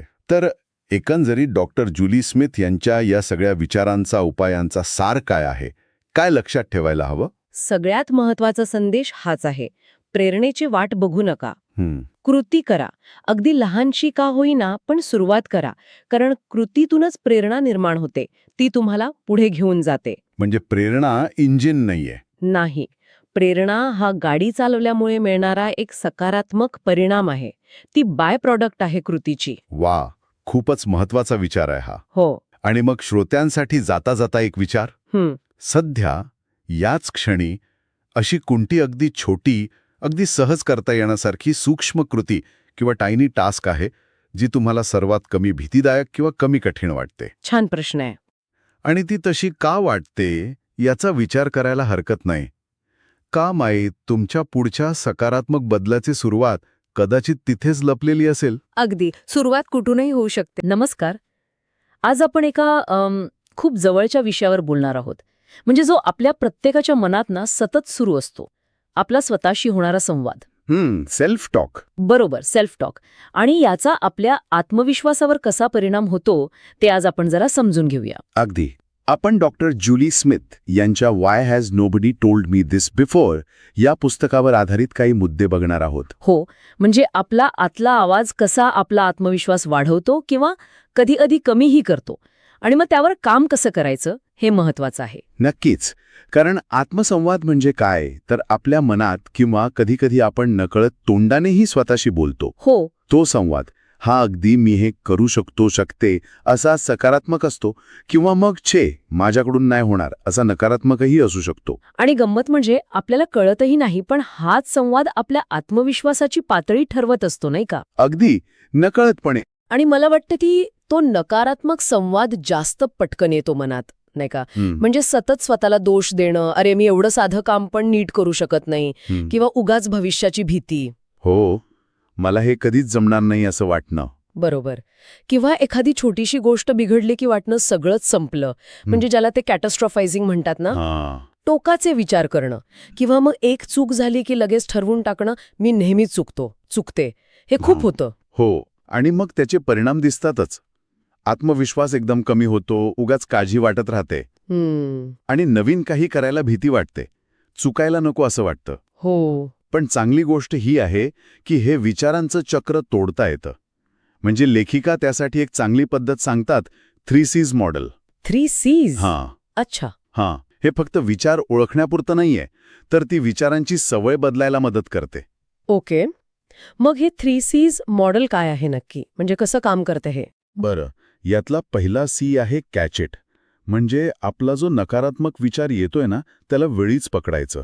पकडायचं म्हणजे ओळखायचं? हो, ओळखायचं. जणू काही आपण आपल्याच विचारांवर लक्ष ठेवून आहोत. त्यासाठी लोक विचार डायरी पण वापरतात कधीकधी. अच्छा, ओके. आणि दुसरा C? दुसरा C आहे चेक इट. म्हणजे जो विचार आपण पकडला त्याची सत्यता तपासायची. स्वतःलाच विचारायचं, हे खरंच आहे का? याला काही आधार आहे का? दुसरा काही दृष्टिकोन असू शकतो का? म्हणजे आपल्याच विचारांना चॅलेंज करायचं. अगदी. स्वतःच्या विचारांचा वकील आणि न्यायाधीश दोन्ही बनायचं थोडक्यात. हा, बरोबर. आणि तिसरा C? तिसरा C आहे चेंज इट. म्हणजे तो जो नकारात्मक किंवा आपल्याला वाटतं की निराधार विचार आहे, त्याला बदलायचं. अधिक वास्तववादी, अधिक सकारात्मक विचारात रूपांतरित करायचं. उदाहरणार्थ? समजा विचार आला, मी यात नक्की फेल होणार, तर त्याऐवजी विचार करायचा, मी माझा पूर्ण प्रयत्न करेन आणि समजा नाही जमलं तरी काहीतरी शिकायला मिळेल. किंवा मी तयारी केली आहे, बघूया कसं होतंय ते. बरोबर. किंवा हे खूप अवघड आहे असं वाटलं तर म्हणायचं, हे चॅलेंजिंग आहे मान्य, पण मी टप्प्याटप्प्याने करू शकेन की. हळूहळू विचारांची दिशा बदलते याने. हे झालं विचारांवर काम करणं. पण प्रत्यक्ष आत्मविश्वास वाढवायला, म्हणजे तो दिसून यायला अजून काही मार्ग असतील ना? हो, नक्कीच. एक खूप प्रभावी गोष्ट म्हणजे व्हिज्युअलायझेशन.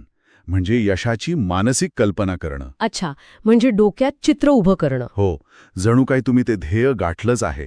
तिथले आवाज, प्रकाश, तुमच्या भावना हे सगळं अनुभवायचं. लेखिका म्हणतात की व्हिज्युअलायझेशन म्हणजे स्वप्न आणि कृती यातला पूल आहे. वाव, म्हणजे मेंदूला सकारात्मक सिग्नल मिळतो याने. अगदी. मेंदू तयार होतो त्या अनुभवासाठी. आणि दुसरं म्हणजे भूतकाळातलं यश आठवणं. हो, हे महत्वाचं आहे. कधीकधी आपण विसरून जातो की आपण आधी काय काय केलंय. बरोबर. जेव्हा आत्मविश्वास कमी वाटतो ना, तेव्हा पूर्वीचं यश आठवणं खूप मदत करतं. शाळेतलं एखादं बक्षीस असेल किंवा ऑफिसमध्ये कौतुक झालं असेल, काहीही. आणि ते अफर्मेशन्सबद्दल काय? म्हणजे सकारात्मक वाक्य म्हणणं. हो, ते सुद्धा. मी सक्षम आहे, मी शिकत आहे, मी सुधारणा करत आहे, अशी वाक्य नियमितपणे स्वतःला सांगणं. याने फरक पडतो. लेखिकेचा स्वतःचा अनुभव आहे की यामुळे तिचा मूड बदलला. आणि मूड बदलला की कृती बदलते. बरोबर. मूड बदलला की कृती बदलते. हा संबंध महत्वाचा आहे. खरंय. अजून काही प्रॅक्टिकल टिप्स आहेत का यात? आहेत ना. एक म्हणजे ॲक्शन एक्सपोजर. म्हणजे जी गोष्ट करायला भीती वाटते ना, ती थोडी थोडी करून बघायची. म्हणजे कम्फर्ट झोनच्या बाहेर पाऊल टाकायचं. हो, पण हळूहळू छोटं लक्ष घेऊन सुरुवात करायची. याने काय होतं, मेंदूला पुरावा मिळतो की अरे, मी हे करू शकतो. अनुभव महत्वाचा. अगदी. आणि दुसरी एक साधी पण महत्वाची गोष्ट, अँकर थॉट्स. म्हणजे आपल्या बेसिक गरजांकडे लक्ष देणं. कधीकधी आपलं चिडचिडणं किंवा नकारात्मक विचार हे फक्त भूक लागल्यामुळे किंवा झोप पूर्ण न झाल्यामुळे असू शकतं. अरे हो, हे तर आपण लक्षातच घेत नाही बऱ्याचदा. हो ना, ती गरज पूर्ण केली की विचारांची दिशा बदलते. आणि अर्थातच रोल मॉडेल्स म्हणजे प्रेरणादायी व्यक्तींच्या कहाण्यांमधून शिकणं, त्यांच्या संघर्षातून ऊर्जा मिळते. आणि मला वाटतं हे पण महत्वाचं आहे की आत्मविश्वास म्हणजे फक्त स्टेजवर जाऊन बोलणं नाही. नाही, अजिबात नाही. योग्य वेळी मदत मागणं किंवा गरज नसेल तर नाही म्हणायला शिकणं, स्वतःच्या सीमा जपणं. अगदी, हे सगळं आत्मविश्वासाचाच भाग आहे. स्वतःशी प्रामाणिक राहणं महत्वाचं आहे. म्हणजे आत्मविश्वास हा आतून येतो आणि तो आपल्या स्वतःसोबतच्या नात्यावर अवलंबून असतो. बरोबर. लेखिकेचा मुख्य संदेश पण तोच आहे की आपल्या विचारांच्या सवयी आपली मानसिकता घडवतात.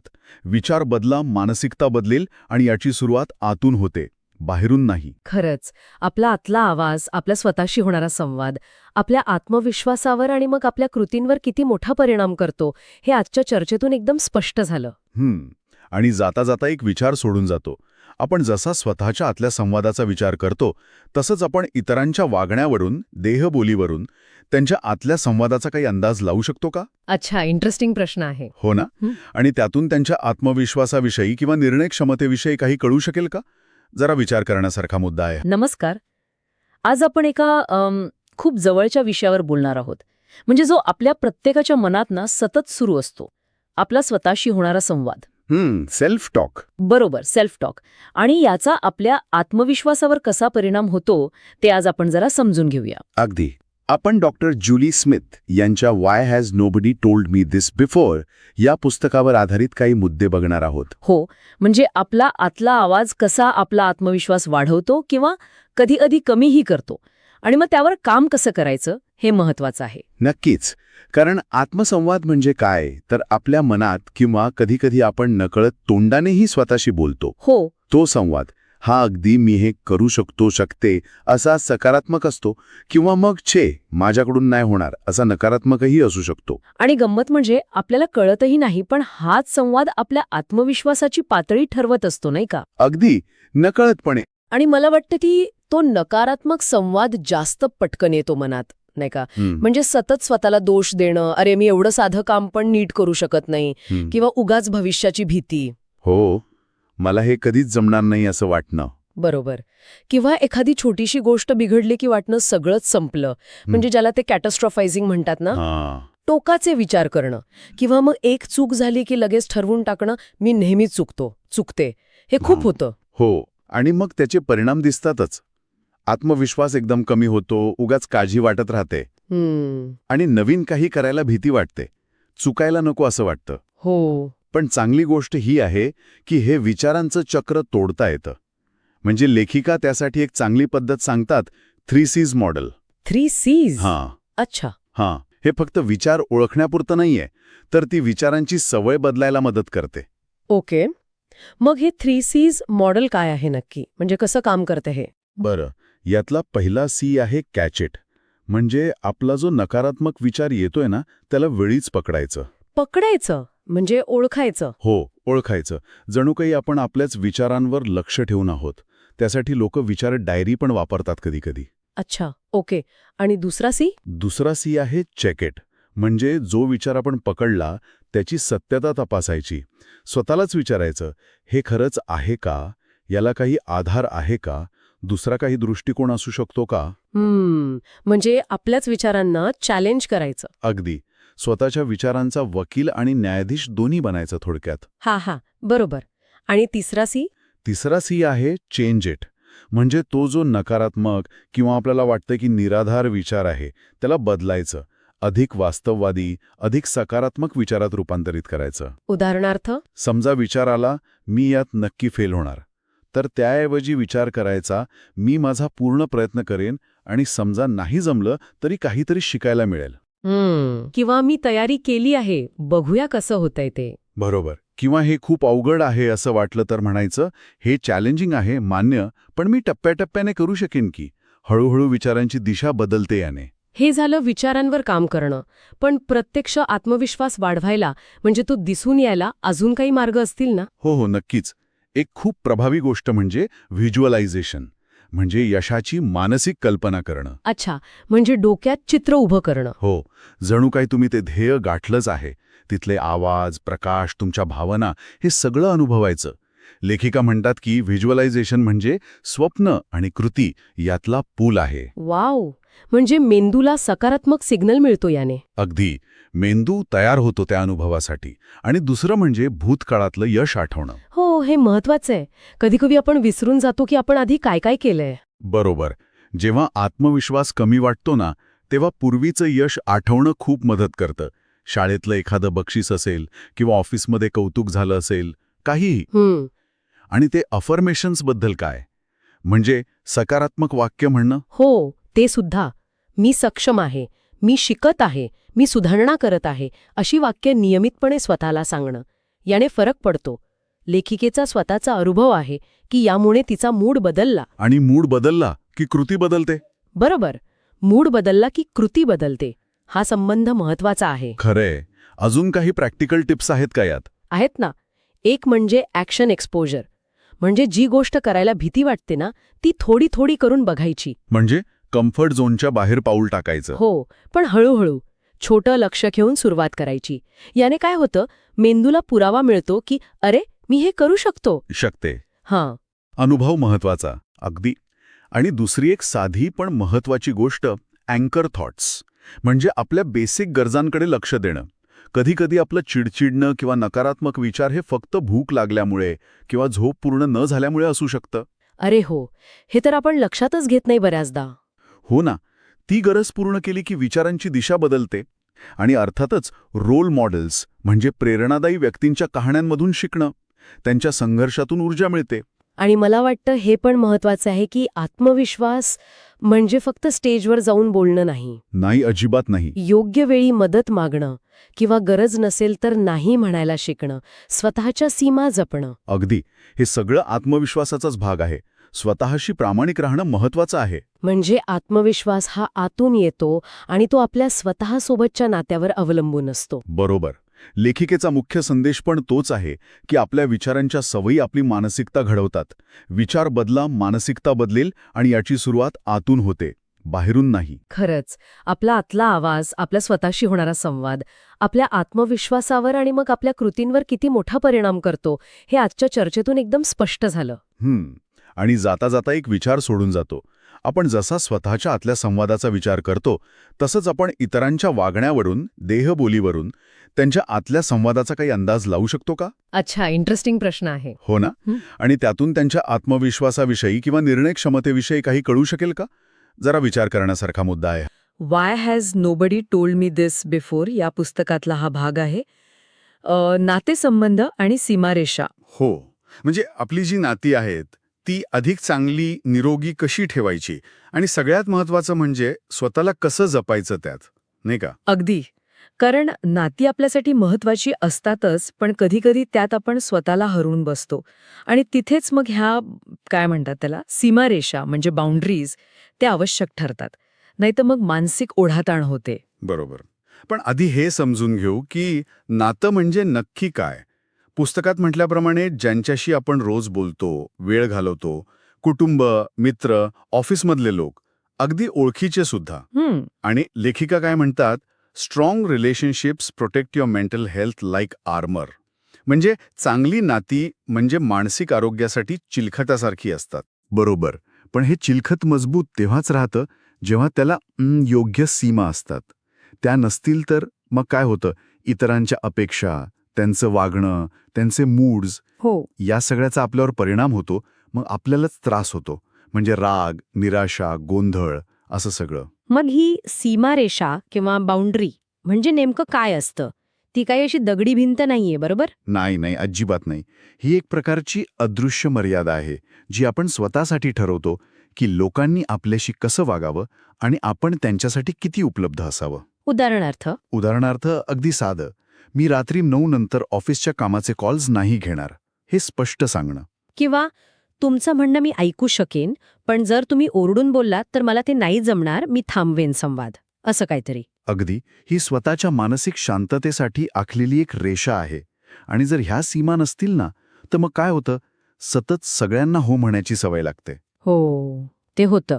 मग स्वतःची कामं राहतात बाजूला, एनर्जी संपते, लोकांबद्दल मनातल्या मनात राग येतो आणि सगळ्यात वाईट म्हणजे स्वतःबद्दलचा आदर कमी होतो. हे अगदी खरंय.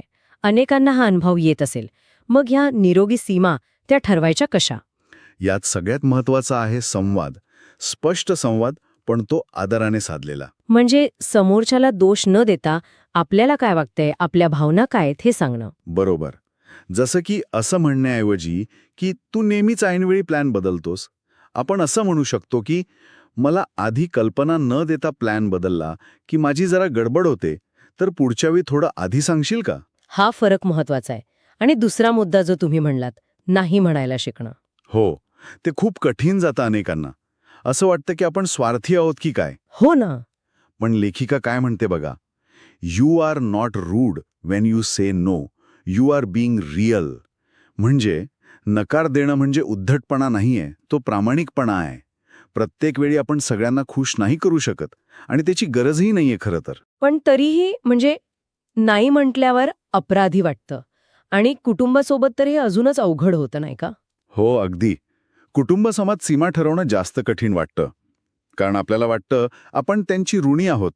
त्यांना नाही कसं म्हणायचं. त्यांना दुखवायला नको वाटतं. बरोबर. पण इथेच मग भावनिक सीमा म्हणजे इमोशनल बाउंड्रीज समजून घ्याव्या लागतात. याचा अर्थ काय? तर इतरांच्या भावनांची जबाबदारी आपण घ्यायची नाही. म्हणजे त्यांचा राग, त्यांची नाराजी अच्छा. किंवा कधीकधी ते आपल्याला अपराधी वाटायला लावतात. त्याची जबाबदारी आपली नाहीये. जर आपण आदराने आपली बाजू मांडली असेल तर समोरच्याच्या प्रतिक्रियेवर आपलं नियंत्रण नसतं. म्हणजे सीमा घालणं म्हणजे प्रेम नाकारणं नाहीये. अजिबात नाही. उलट ते स्वतःच्या मानसिक आरोग्याची काळजी घेणं आहे. नातं टिकवण्यासाठी ते गरजेचं आहे. पण हे सगळं ऐकायला ठीक आहे. पण जेव्हा आपण खरंच सीमा आखायला जातो तेव्हा लोकांच्या प्रतिक्रिया येतात. हो, नक्कीच येतात.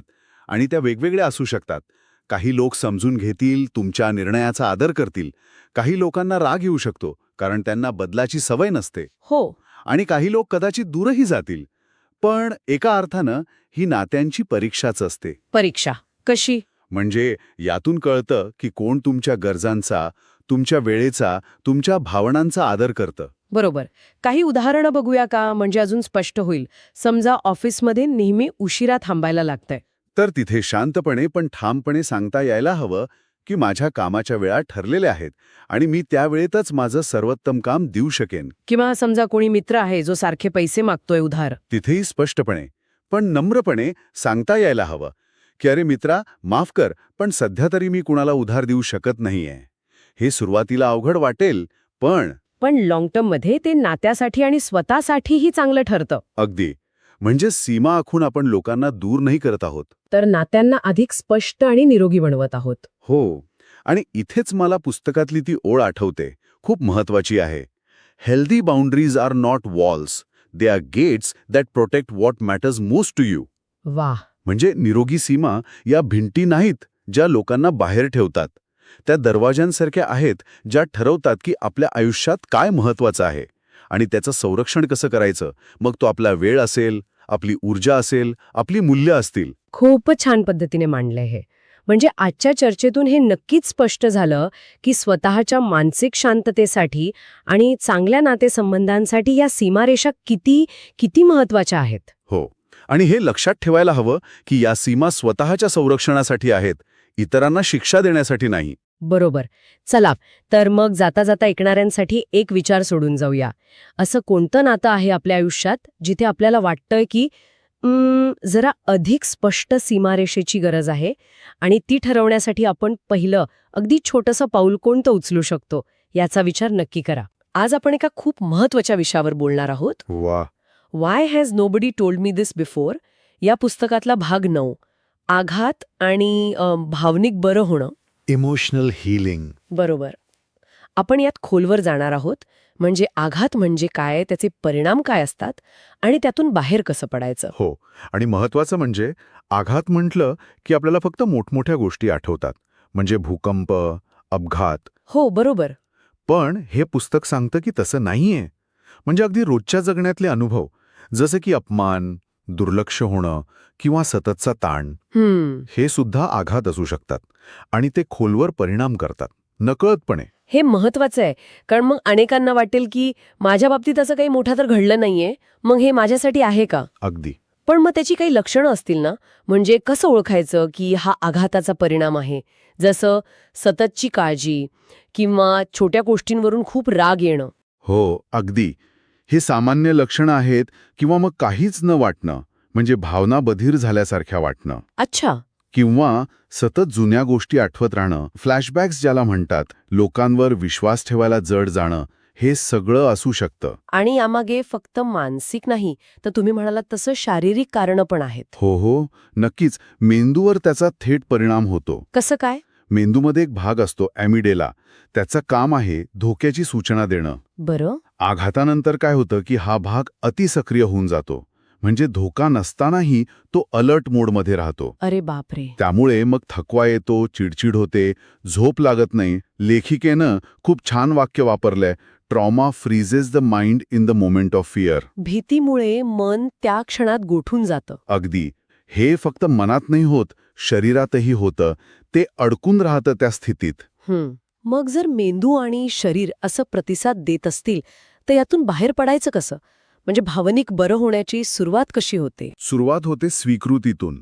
हे मान्य करणं की हो, मला तेव्हा त्रास झाला होता आणि माझ्या भावना योग्य होत्या. हं. आणि सगळ्यात मोठं आव्हान स्वतःला दोष देणं थांबवणं. जे घडलं त्यासाठी मी जबाबदार नाही, हे समजून घेणं. हे म्हणायला सोपं आहे, पण अनुभवाला खूप कठीण असू शकतं, नाही का? खरं आहे, खूप कठीण. मग स्वतःला दोष न देता भावना व्यक्त कशा करायच्या? मार्ग काय? व्यक्त होणं खूप गरजेचं आहे. विश्वासू माणसांशी बोलणं, मित्र, कुटुंबीय किंवा मग समुपदेशक. हो. पण समजा तसं शक्य नसेल तर फक्त स्वतःसाठी लिहिणं, जर्नल ठेवणं, यानेही खूप फरक पडतो. विचारांना एक प्रकारची स्पष्टता येते. म्हणजे आपल्या आत जे आहे ते बाहेर काढणं महत्वाचं. अगदी.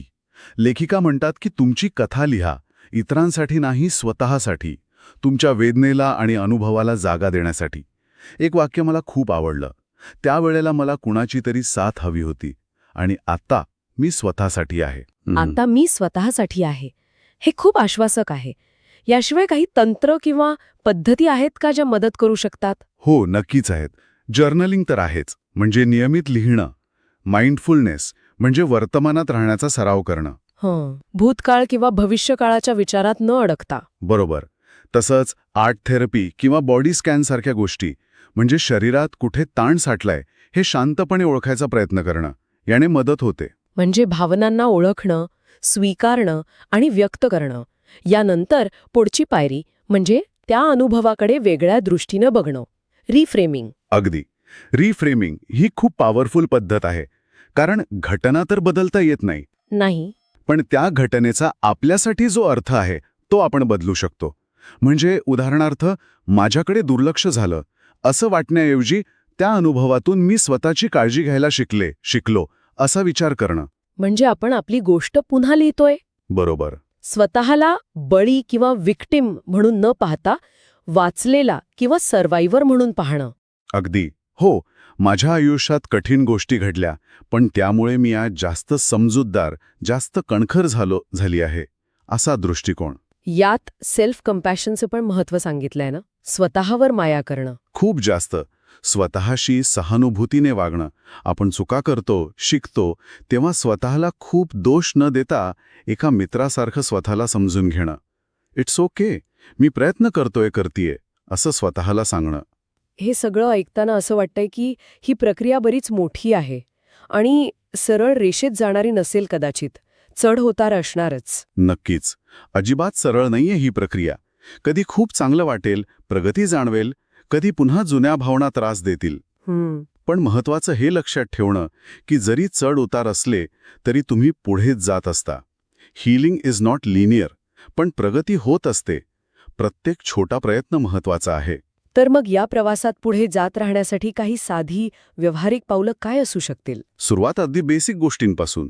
पुरेशी झोप घेणं, हो, पौष्टिक जेवण, थोडासा व्यायाम, छोट्या छोट्या सकारात्मक सवयी लावणं, स्वतःशी चांगलं बोलणं आणि गरज असेल तर मदत मागायला लाजू नये, योग्य व्यक्तींशी बोलणं. बरोबर. मदत मागणं हे कमजोरीचं लक्षण नाही. अजिबात नाही. उलट ते ताकदीचं लक्षण आहे. आणि शेवटी लेखिकेचा तो महत्वाचा संदेश. जे घडलं ते बदलता येत नाही, पण पुढे काय घडेल हे नक्की बदलता येतं. हो, भूतकाळ आपल्याला बांधून ठेवू शकत नाही. आपलं भविष्य आपल्या हातात आहे. अगदी. आणि श्रोत्यांसाठी एक विचार. आपल्या रोजच्या जगण्यात असे अनेक छोटे छोटे आघात असतात ज्यांना आपण ओळखत नाही. कामाचा ताण असेल, नात्यांमधला संघर्ष असेल. हो, सततची टीका असेल. बरोबर. जर हे आपण ओळखायला शिकलो तर स्वतःची काळजी घेण्याच्या पद्धतीत, इतरांशी बोलण्याच्या पद्धतीत किती सकारात्मक बदल आणता येईल नाही का, याचा विचार करायला हवा. नमस्कार. आज आपण Y has nobody told me this before या पुस्तकातल्या एका महत्वाच्या भागावर बोलणार आहोत. भाग 10, कृतज्ञता आणि सकारात्मकता. हो, आपल्या मानसिक आरोग्यासाठी या दोन्ही गोष्टी खूप महत्वाच्या आहेत. अगदी. आणि त्या रोजच्या जगण्यात कशा आणायच्या हे आज आपण जरा समजून घेऊया. नक्कीच. तर सुरुवात करूया कृतज्ञतेपासून. कृतज्ञता म्हणजे काय नक्की?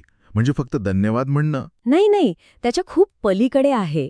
लेखिका म्हणतायत की कृतज्ञता म्हणजे जे काही आपल्याकडे आहे, जे आपण आहोत, त्याबद्दल अगदी मनापासून समाधान वाटणं, आदर वाटणं. अच्छा, म्हणजे अडचणींमध्ये सुद्धा काहीतरी चांगलं बघण्याची दृष्टी असं म्हणता येईल का? अगदी बरोबर. आणि ह्या समाधानी वृत्तीचा, कृतज्ञतेचा परिणाम थेट आपल्या मेंदूवर होतो. इंटरेस्टिंग. कसा? कृतज्ञतेमुळे ना डोपामाइन सारखी रसायनं वाढतात, ज्यामुळे आपल्याला आनंदी वाटतं. हां. आणि मग तणाव कमी होतो, आपलं लक्ष नकारात्मक गोष्टींकडून आपोआप सकारात्मकतेकडे वळायला लागतं. म्हणजे एक प्रकारे संकटांना तोंड देण्याची ताकद वाढते, ज्याला रेझिलियन्स म्हणतात. Exactly, resilience. छोट्या छोट्या गोष्टींसाठी आभारी राहिल्याने मोठ्या अडचणीतही मन स्थिर राहतं, लगेच खचत नाही. हे खरंच खूप महत्वाचं आहे. पण मग हे रोजच्या धावपळीत कसं साधायचं? काही सोपा मार्ग आहे? हो, आहे ना. लेखिका ग्रॅटिट्यूड जर्नलिंगबद्दल सांगतात. ग्रॅटिट्यूड जर्नलिंग म्हणजे काय? रोज फक्त 3 गोष्टी लिहायच्या, ज्यांच्याबद्दल आपल्याला खरंच मनापासून आभारी वाटतं. फक्त 3? हो, अगदी साध्या गोष्टी. समजा आज चहा मस्त मिळाला किंवा कोणीतरी अनोळखी माणूस माझ्याकडे बघून हसला. काहीही. अच्छा, छोट्या छोट्या गोष्टी. हो, महत्वाचं काय आहे तर सातत्य. लेखिका म्हणतात ही केवळ एक भावना नाहीये, ही रोजची सवय आहे, जाणीवपूर्वक लावायची सवय. हो ना, नाही तर विसरून जायला होतं. अच्छा, मग कृतज्ञतेतून आपण सकारात्मकतेकडे येतो. सकारात्मकता म्हणजे काय? कारण काही लोक त्याचा अर्थ चुकीचा लावतात. बरोबर. सकारात्मकता म्हणजे सतत हसणं किंवा दुःख दाबून टाकणं अजिबात नाही. हां. तर सकारात्मकता म्हणजे एक विश्वास की जग कितीही अवघड असलं तरी त्यात काहीतरी चांगलं शोधण्याची क्षमता माझ्यात आहे. म्हणजे वास्तवाला स्वीकारून त्यातलं चांगलं पाहणं. अगदी. आणि याचे फायदे पण खूप आहेत. निर्णय क्षमता सुधारते, कारण डोकं शांत राहतं. आणि नाती? नाती पण सुधारतात, कारण आपण लोकांमध्ये चांगलं बघायला लागतो आणि स्वतःवरचा विश्वासही वाढतो. पण मग टॉक्सिक पॉझिटिव्हिटीबद्दल काय? हल्ली हा शब्द खूप ऐकू येतो. यापासून कसं सावध राहायचं? हो, हा खूप महत्वाचा मुद्दा आहे. टॉक्सिक पॉझिटिव्हिटी म्हणजे काय तर जिथे राग, दुःख व्यक्त करायची गरज आहे तिथे सगळं ठीक होईल, पॉझिटिव्ह राहा असं म्हणणं. बरोबर. किंवा दुसऱ्यांच्या भावनांना कमी लेखणं. अरे रडू नकोस, हस, असं वरवरचं बोलणं. हां. लेखिकेचा सल्ला खूप मोलाचा आहे. त्या म्हणतात, be real, be honest, but don't forget to look for the light. म्हणजे खरं बोला, प्रामाणिक राहा, भावना स्वीकारा. हो. पण त्याच वेळी आशेचा किरण शोधायला विसरू नका. नकारात्मक भावना नाकारल्याने त्या जात नाहीत, उलट आतल्या आत वाढतात. बरोबर. म्हणजे प्रामाणिक राहून सकारात्मक दृष्टिकोन ठेवणं हे रोजच्या जगण्यात आणण्यासाठी काय करता येईल? काही प्रॅक्टिकल टिप्स? हो, नक्कीच. अनेक छोट्या गोष्टी आहेत. जसं की नियमितपणे इतरांचे आभार माना. शक्य असेल तेव्हा थोडं निसर्गात फिरा. त्याने खूप फरक पडतो. हो, निसर्गात फिरणं तर खरंच खूप शांत वाटतं. अजून म्हणजे विनोद करणं, ऐकणं, प्रेरणा देणाऱ्या गोष्टी वाचणं किंवा पाहणं. आणि सगळ्यात महत्त्वाचं, जे लोक पॉझिटिव्ह आहेत, ज्यांच्यासोबत आपल्याला चांगलं वाटतं, त्यांच्यात वेळ घालवणं. पॉझिटिव्ह मेमरी बँकबद्दल पण काहीतरी आहे ना पुस्तकात? हो, ती पण छान कल्पना आहे. दिवसातली एखादी चांगली आठवण, कुणी केलेली मदत किंवा एखादं सुंदर दृश्य, फोटो किंवा शब्दात जपून ठेवायची. कठीण काळात ते आठवणी उपयोगी पडतात, हो ना? अगदी. खूप धीर मिळतो. आणि ह्यात स्वतःबद्दल कृतज्ञ असणं पण महत्वाचं आहे का? Self gratitude. खूप जास्त. आपण अनेकदा स्वतःला गृहीत धरतो.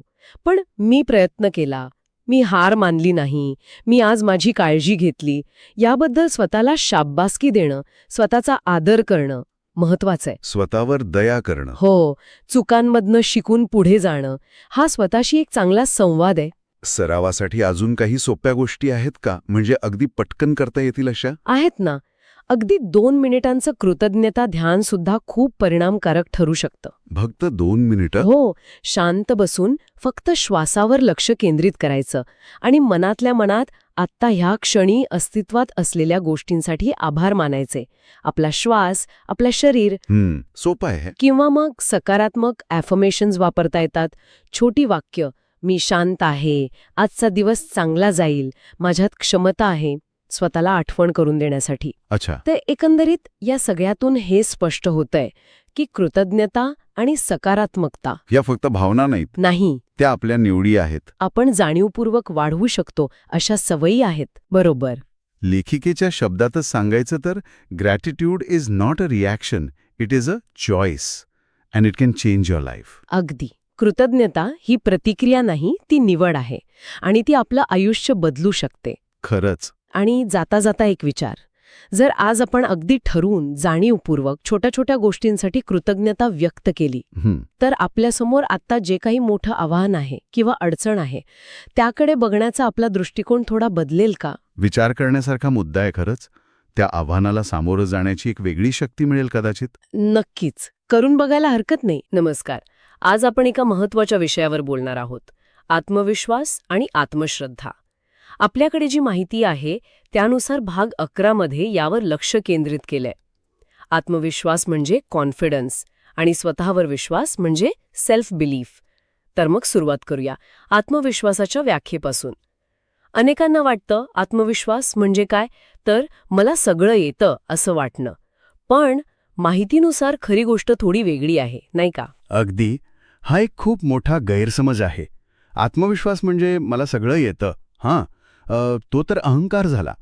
खरी गोष्ट म्हणजे मला कदाचित आत्ता येत नसेल, पण मी शिकेन, मी परिस्थिती हाताळू शकेन.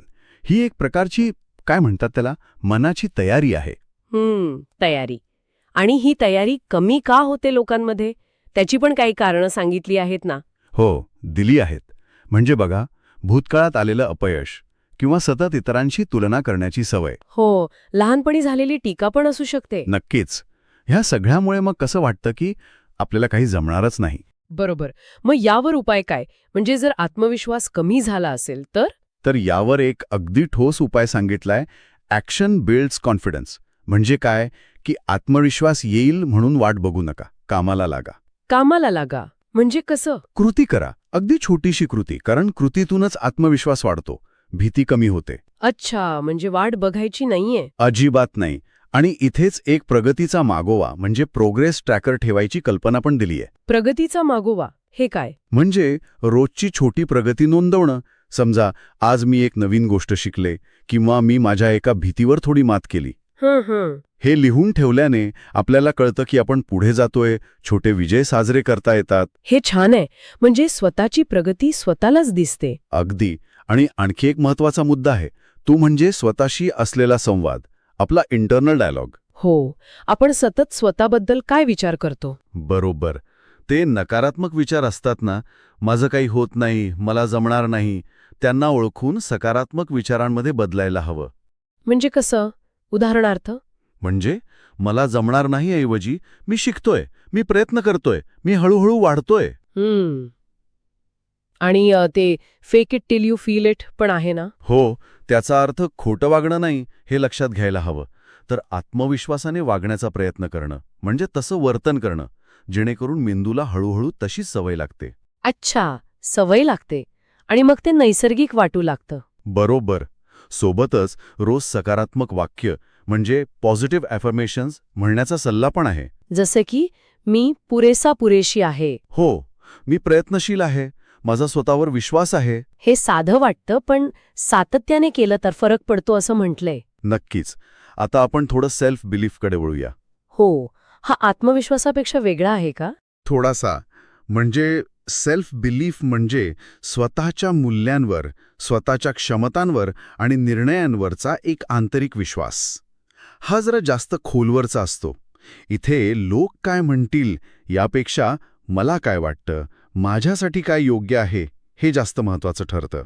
अच्छा, म्हणजे एखाद्या कामापुरता आत्मविश्वास, कॉन्फिडन्स कमी जास्त होऊ शकतो. हो, पण मी एक चांगली व्यक्ती आहे, मी सक्षम आहे, हा विश्वास म्हणजे सेल्फ बिलीफ, तो जास्त स्थिर असतो. अगदी उत्तम मुद्दा मांडलात. हा सेल्फ बिलीफ तयार करण्यासाठी पण काही टप्पे सांगितले आहेत. काय आहेत ते टप्पे? पहिला म्हणजे स्वतःला ओळखणं, प्रामाणिकपणे आपली ताकद काय, आपल्या मर्यादा काय हे स्वीकारणं. स्वतःला स्वीकारणं. दुसरं, आपली मूल्य निश्चित करणं, म्हणजे आयुष्यात आपल्यासाठी खरंच काय महत्वाचं आहे. आणि तिसरं, आत्मस्वीकृती, म्हणजे मी परफेक्ट नाही, अपूर्ण आहे, पण तरीही मी माझ्या प्रयत्नांचा आदर करते, ही भावना. हे महत्वाचं आहे. आणि यासाठी एक छोटी ध्यान पद्धत पण दिली आहे ना, कॉन्फिडन्स मेडिटेशन. हो, फक्त 2 मिनिटांची.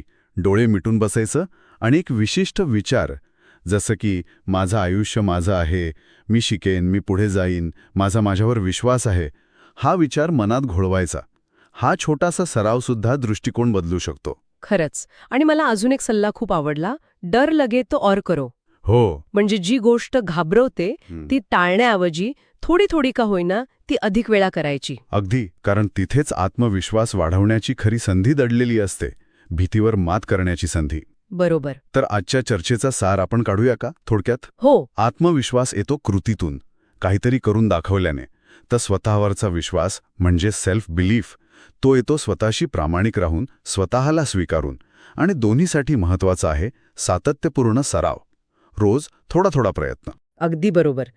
आणि जाता जाता ऐकणाऱ्यांसाठी एक विचार, अशी कोणती एक छोटीशी कृती आहे जी आज किंवा उद्या लगेच करता येईल, जी कदाचित थोडी धाडसाची वाटेल, पण जी आत्मविश्वासाच्या दिशेने तुमचं पहिलं निश्चित पाऊल ठरू शकेल, याचा विचार नक्की करा. नमस्कार. आज आपण एका खूप महत्वाच्या विषयावर बोलणार आहोत. आपल्याला मिळालेल्या माहितीनुसार सवयी आणि दिनचर्या, यशाची गुरुकिल्ली यावर आधारित आहे ही चर्चा. आपलं लक्ष असेल सवयी आणि आपली रोजची जी दिनचर्या असते ना त्यावर. या माहितीत डॉक्टर जुली स्मिथ यांचं एक वाक्य आहे जे मला वाटतं खूप विचार करायला लावणार आहे. त्या म्हणतात, सवयी म्हणजे अशा गोष्टी ज्या आपण दररोज करतो आणि त्या आपली ओळख घडवतात. खरंच नाही का? या लहान वाटणाऱ्या गोष्टींचा आपल्या आयुष्यावर केवढा मोठा परिणाम होत असेल. तर मग चला यात जरा खोलवर जाऊया. आजच्या चर्चेतून आपण काय करूया, सवयी आणि दिनचर्येचं खरं महत्त्व समजून घेऊ. चांगल्या सवयी कशा लावायच्या आणि हो, सगळ्यात कठीण भाग, वाईट सवयी कशा मोडायच्या यावर ही माहिती काय सांगते ते बघू. सुरुवात करूया चांगल्या सवयींपासून. या माहितीनुसार चांगल्या सवयी एवढ्या महत्त्वाच्या का मानल्या गेल्यात? काय फायदे सांगितलेत नेमके? हो, चांगला प्रश्न आहे. यात म्हटलंय की चांगल्या सवयींमुळे आयुष्यात एक प्रकारची नियमितता येते. आणि या नियमिततेमुळे काय होतं की आपलं मन जास्त स्थिर राहतं. अच्छा, स्थिरता येते म्हणताय. हो, आत्मविश्वास वाढतो आणि आपल्याला आयुष्यात काय हवंय याची स्पष्टता पण येते. आणि या सगळ्याचा परिणाम म्हणजे आपलं एक एकंदर मानसिक आरोग्य सुधारतं. हे महत्वाचं आहे. आणि इथे एक विशेष गोष्ट अशी सांगितली आहे की म्हणजे सवयी बनवण्याची एक पद्धत दिली आहे. सुरुवात एकदम लहान करायची, खूप मोठी नाही. लहान म्हणजे कसं काय? म्हणजे असं की एकदम ठरवलं की रोज 5 किलोमीटर धावणार तर ते शायद टिकणार नाही. त्याऐवजी फक्त 5 मिनिटं चालायचं ठरवलं तर ती सुरुवात सोपी वाटते आणि टिकते जास्त काळ, असं त्यांचं म्हणणं आहे. पटतंय. आणि यातलं एक महत्वाचं तत्व त्यांनी सांगितलंय, trigger routine reward. Trigger routine reward म्हणजे प्रेरक कृती बक्षीस. असं समजा सकाळचा अलार्म वाजला. हा झाला ट्रिगर. बरोबर, हा ट्रिगर. मग ठरलेली कृती केली, समजा 2 मिनिटं ध्यान केलं किंवा स्ट्रेचिंग केलं. ही झाली रुटीन. ही रुटीन. आणि मग त्यातून मिळणारं समाधान किंवा समजा 1 कप चहा घेतला. हे झालं रिवॉर्ड, बक्षीस. अगदी, हे बक्षीस. हा क्रम जर बसला ना की मेंदूला ती सवय लावायला मदत होते. आणि सोबतच हॅबिट ट्रॅकर वापरायचा सल्ला दिलाय किंवा सवयीसाठी पूरक वातावरण तयार करायचं. म्हणजे कसं वातावरण? म्हणजे समजा वाचनाची सवय लावायची आहे तर पुस्तक उशाशी ठेवायचं. व्यायामाची सवय लावायची आहे तर बूट दाराजवळ काढून ठेवायचे. अच्छा, म्हणजे गोष्टी सोप्या करायच्या स्वतःसाठी. हो, अगदी. हे ऐकायला तर खूप प्रभावी वाटतंय चांगल्या सवयींसाठी. पण मग तो नेहमीचा प्रश्न, वाईट सवयी त्या मोडणं इतकं कठीण का असतं? काय म्हटलंय याबद्दल? बरोबर. हाच तर मोठा अडथळा असतो अनेकांसाठी. याची काही कारणं दिली आहेत यात. पहिलं म्हणजे आपला मेंदू कसा असतो ना, त्याला ऊर्जा वाचवायची असते. तर सवयी म्हणजे त्याच्यासाठी एक ठरलेला सोपा मार्ग असतो. त्यामुळे तो बदल लवकर स्वीकारत नाही. डोपामीन. हो, त्याने तात्पुरता का होईना पण आनंदी वाटतं. मग ती सवय आणखी घट्ट होते. अच्छा, म्हणजे त्या आनंदासाठी आपण परत ते करतो. बरोबर. आणि तिसरं कारण म्हणजे मोबाईल स्क्रॉलिंग सारख्या सवयी इतक्या सहज करता येतात, काही कष्ट नाही लागत. त्यामुळे त्यांची पुनरावृत्ती करणं खूप सोपं होऊन जातं, नकळतपणे होत राहतं ते. म्हणजे आपला मेंदूच आपल्याला नकळतपणे त्याच जुन्या वाईट सवयींकडे ढकलत राहतो असं म्हणायला हरकत नाही. हो, बऱ्याच अंशी ते खरं आहे. मग या चक्रातून बाहेर पडायला काही ठोस उपाय, काही मार्ग सांगितले आहेत का यात? हो, नक्कीच सांगितले आहेत. काही प्रभावी मार्ग सुचवले आहेत. पहिला म्हणजे त्या सवयीला चालना देणारा मूळ ट्रिगर कोणता आहे ते ओळखणं. आणि शक्य असेल तर तो ट्रिगर बदलायचा किंवा टाळायचा. उदाहरणार्थ, जसं रात्री झोपण्यापूर्वी मोबाईल बघायची सवय असेल तर मोबाईल बेडरूममध्ये न ठेवणं, बाहेर ठेवणं. हा एक उपाय झाला. दुसरा मार्ग आहे सबस्टिट्यूशन, म्हणजे एका सवयीच्या जागी दुसरी सवय लावणं. म्हणजे बदली करायची सवयीची. हो, पण दुसरी सवय कमी हानिकारक किंवा सकारात्मक हवी. उदाहरणं, सिगरेट ओढण्याची इच्छा झाली की पाणी पिणं किंवा 2 मिनिटं फेरफटका मारून येणं. अच्छा. आणि तिसरा, जो मला वाटतं खूप महत्वाचा उपाय आहे, तो म्हणजे अवेअरनेस वाढवणं, जागरूकता. म्हणजे ती कृती करताना स्वतःला विचारायचं, मी हे नक्की का करत आहे? यातून मला खरंच काय मिळतंय? स्वतःला प्रश्न विचारणं. हो, ही जागरूकता बदलाची पहिली पायरी ठरू शकते असं म्हटलंय. हे खरंच विचार करण्यासारखं आहे. नुसतं सवयीच नाही तर रोजच्या निश्चित दिनक्रमावर म्हणजे रुटीनवर पण यात भर दिला आहे. त्याचं काय महत्त्व सांगितलंय? हो, रुटीनचं महत्त्व पण खूप मोठं आहे. एक निश्चित रुटीन असेल ना, तर त्याचे फायदे अनेक आहेत. एक तर मानसिक स्थैर्य मिळतं. रोज सकाळी उठून आज काय करायचं या विचारात किंवा नियोजनात जी ऊर्जा जाते ती वाचते. म्हणजे डोक्याला कमी ताण. बरोबर, कामाची टाळाटाळ कमी होते आणि रोज जे लहान-सहान निर्णय घ्यावे लागतात त्याचा एक अदृश्य ताण असतो आपल्यावर, तो कमी होतो. हो, हे खरंय. यात सकाळच्या एका चांगल्या रुटीनचं उदाहरण पण दिलंय. काय आहे ते उदाहरण? जसं की ठराविक वेळी उठणं, उठल्यावर पाणी पिणं, मग काही मिनिटं ध्यान करणं किंवा मनातले विचार डायरीत लिहिणं, म्हणजे जर्नलिंग. मग थोडा हलका व्यायाम आणि अगदी थोडा वेळ का होईना पण काहीतरी वाचणं. हां, असा क्रम दिवसाची चांगली सुरुवात करून देऊ शकतो. हो, दिवसाला एक सकारात्मक दिशा मिळते त्याने. म्हणजे जर आपण हे सगळं एकत्र करून पाहिलं तर असं दिसतंय की एक निश्चित रुटीन आपल्याला फक्त स्थिरता नाही देत, तर आपली मानसिक ऊर्जा पण वाचवते. हो, आणि हे परत त्याच मुख्य विचाराकडे येतं की लहान वाटणाऱ्या पण सातत्यपूर्ण कृती अखेरीस मोठ्या बदलांना कारणीभूत ठरतात. हो, अगदी बरोबर. तर या सगळ्याचा अर्थ काय काढायचा आपण थोडक्यात सांगायचं तर? ही माहिती आपल्याला आठवण करून देते की आपल्या सवयी, त्या चांगल्या असोत किंवा वाईट, त्या आपलं आयुष्य घडवतात किंवा बिघडवतात. बरोबर. एक नियमित दिनचर्या आपल्याला मानसिक, शारीरिक आणि भावनिक पातळीवर मजबूत बनवते. आणि महत्वाचं म्हणजे सुरुवात नेहमी छोट्या, सहज करता येण्यासारख्या कृतींनी केली. तर मोठ्या सवयी लावणं किंवा मोडणं नक्कीच शक्य आहे, हे चार आहे. लेखिकेचे ते शब्द पुन्हा आठवतात मला. तुमच्या आयुष्यात मोठे बदल हवे असतील तर ते लहान लहान सवयींनी घडवता येतात. अगदी. आणि जाता जाता एक विचार करण्यासाठी मुद्दा सोडून जातो. आपल्याला एखाद्या वाईट सवयीची तीव्र इच्छा नेमकी कधी होते, कोणत्या परिस्थितीत होते, याचा जर आपण बारकाईने मागोवा घेतला तर कदाचित त्या सवयीमागे दडलेल्या आपल्या खऱ्या गरजा काय आहेत किंवा कोणती भावनिक कारणं आहेत हे अधिक स्पष्टपणे समजून घेता येईल का? हां, म्हणजे त्या ट्रिगर मागचं कारण शोधणं. हो, त्यावर विचार करायला हरकत नाही. नमस्कार.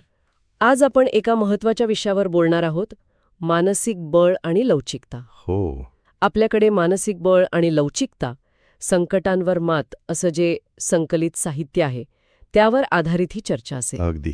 आपण मुख्यत्वे रेझिलियन्स म्हणजे संकटातून सावरण्याची क्षमता आणि मेंटल स्ट्रेंथ म्हणजे आपली आंतरिक स्थिरता यावर बोलूया. हो, आणि या साहित्यात रेझिलियन्सची व्याख्या खूप छान दिली आहे. म्हणजे फक्त न पडणं नाही आहे, बरोबर. तर पडल्यावर कसं पुन्हा उभं राहायचं, कदाचित जास्त ताकदीनं, ती खरी बाउन्स बॅक क्षमता आहे.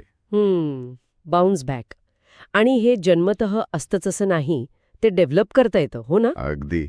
हेच या साहित्यातून समोर येतं. तर मग बघूया की हे रेझिलियन्स आणि मेंटल स्ट्रेंथ काय आहेत, ते वाढवायचे कसे, आणि या दोन्हींमध्ये फरक काय आहे नक्की. हो, कारण आयुष्यात धक्के तर येतातच. साहित्यात पण उदाहरणं आहेत, नोकरी जाणं, नात्यात अडचणी. अपयश, आजारपण. हो, आणि मग त्याचा परिणाम निराशा येते, दुःख होतं, आत्मविश्वास पण जातो कधी-कधी. बरोबर. आणि म्हणूनच रिझिलियन्स कसं वाढवायचं यावर साहित्यात खूप भर दिलाय. एक महत्वाचा मुद्दा म्हणजे दृष्टिकोन. दृष्टिकोन कसा? म्हणजे काही वाईट घडलं की हे माझ्यासोबतच का असं विचारायच्या ऐवजी हां. लगेच स्वतःला विचारायचं, ठीक आहे, झालंय हे, आता यातून काय शिकता येईल किंवा पुढे काय. अच्छा, हा छोटा बदल महत्वाचा आहे असं वाटतंय. हो, खूप. दुसरी गोष्ट म्हणजे भावना. म्हणजे भावनांना स्वीकारणं. हो, हे पण आलंय वाचनात. दुःख, राग, भीती ह्या सगळ्या नैसर्गिक भावना आहेत. अगदी. त्या दाबून टाकल्याने जात नाहीत, उलट. वेगळ्याच प्रकारे बाहेर येतात. बरोबर. तर त्यांना स्वीकारणं ही पहिली पायरी आहे असं हे साहित्य सांगतं. आणि इथेच मग सपोर्ट सिस्टमचा रोल येतो नाही का? मित्र, कुटुंब. हो, अगदी. किंवा समुपदेशक सुद्धा. त्यांच्याशी बोलणं. हं, मी एकटा नाहीये ही भावनाच खूप मदत करते असं म्हणतात. हो, खरे. आणि आणखी एक छोटं यश साजरं करणं. Small wins. हो, म्हणजे अगदी लहान काहीतरी जमलं तरी स्वतःला दाद द्यायची. अगदी. याने सकारात्मकता टिकून राहते. ते डॉक्टर जुली स्मिथचं वाक्य पण मस्त आहे. You can break, you can rebuild, that too is strength. खरंय, तुटणं आणि पुन्हा स्वतःला उभं करणं दोन्ही ताकदीचेच भाग आहेत. आता थोडं मेंटल स्ट्रेंथकडे वळूया. हो. या साहित्यात याला आतून असलेलं बळ असं म्हटलंय. म्हणजे बाहेरून शांत पण आतून खंबीर. परिस्थिती नियंत्रणात नसली तरी आपली प्रतिक्रिया नियंत्रणात ठेवणं हाच गाभा आहे. मग हे कसं वाढवायचं? काय दिलंय साहित्यात? एक म्हणजे सीमा निश्चित करणं, बाउंड्रीज. म्हणजे गरज नसताना किंवा स्वतःला त्रास होत असेल तर नाही म्हणायला शिकणं. हे महत्वाचं आहे, नाहीतर आपली सगळी एनर्जी जाते. बरोबर. स्वतःची मानसिक ऊर्जा जपण्यासाठी हे गरजेचं आहे असं म्हटलंय. आणि दुसरं म्हणजे रोजचं चिंतन, रिफ्लेक्शन. रोज विचार करायचा. कशावर? थोडा वेळ काढायचा. आज काय शिकलो, काय चुकलं, कशाने त्रास झाला, कशाने बरं वाटलं. अच्छा, यानी स्वतःच्या भावना आणि विचारांवर क्लॅरिटी येते नाही का? अगदी. आणि मग माइंडफुलनेस, मेडिटेशन याचा पण उल्लेख आहे. रोज थोडा वेळ, अगदी 5-10 मिनिटं शांत बसून श्वासावर लक्ष. यानी फरक पडतो. हो, मन शांत व्हायला मदत होते असं बरेच अभ्यासक म्हणतात. आणि ते साहित्यात पण आहे. आणि एक जरा धाडसी वाटणारा मुद्दा पण आहे ना, अनकम्फर्टेबल गोष्टींना सामोरं जाणं. हो, म्हणजे ज्याची भीती वाटते ते टाळण्याऐवजी थोडं थोडं करून त्याचा सामना करणं. उदाहरणार्थ, गर्दीत बोलायला भीती वाटत असेल तर छोट्या ग्रुपमध्ये मत मांडून बघायचं. यातूनच खरी ताकद तयार होते असं या साहित्यात म्हटलंय. बरं, मग रेझिलियन्स आणि मेंटल स्ट्रेंथ यातला नेमका फरक काय सांगितलाय? रेझिलियन्स म्हणजे परिस्थितीतून सावरण्याची क्षमता, बाउन्स बॅक करण्याची. आणि मेंटल स्ट्रेंथ? मेंटल स्ट्रेंथ म्हणजे त्या परिस्थितीत टिकून राहण्याची आणि त्यातून शिकून आणखी कणखर होण्याची आंतरिक शक्ती. अच्छा, म्हणजे रेझिलियन्स भावना स्वीकारण्यावर भर देतं. हो, तर मेंटल स्ट्रेंथ त्या भावनांना योग्य प्रकारे कसं हाताळायचं यावर लक्ष केंद्रित करतं. म्हणजे एक सावरण्याची प्रक्रिया आहे, तर दुसरी ती ताकद टिकवून ठेवण्याची आणि वाढवण्याची. बरोबर. अगदी बरोबर. रेझिलियन्स पडल्यावर उठायला मदत करते, तर मेंटल स्ट्रेंथ आपल्याला तयार करते जेणेकरून पुन्हा पडलो तरी कमी त्रास होईल. समजलं.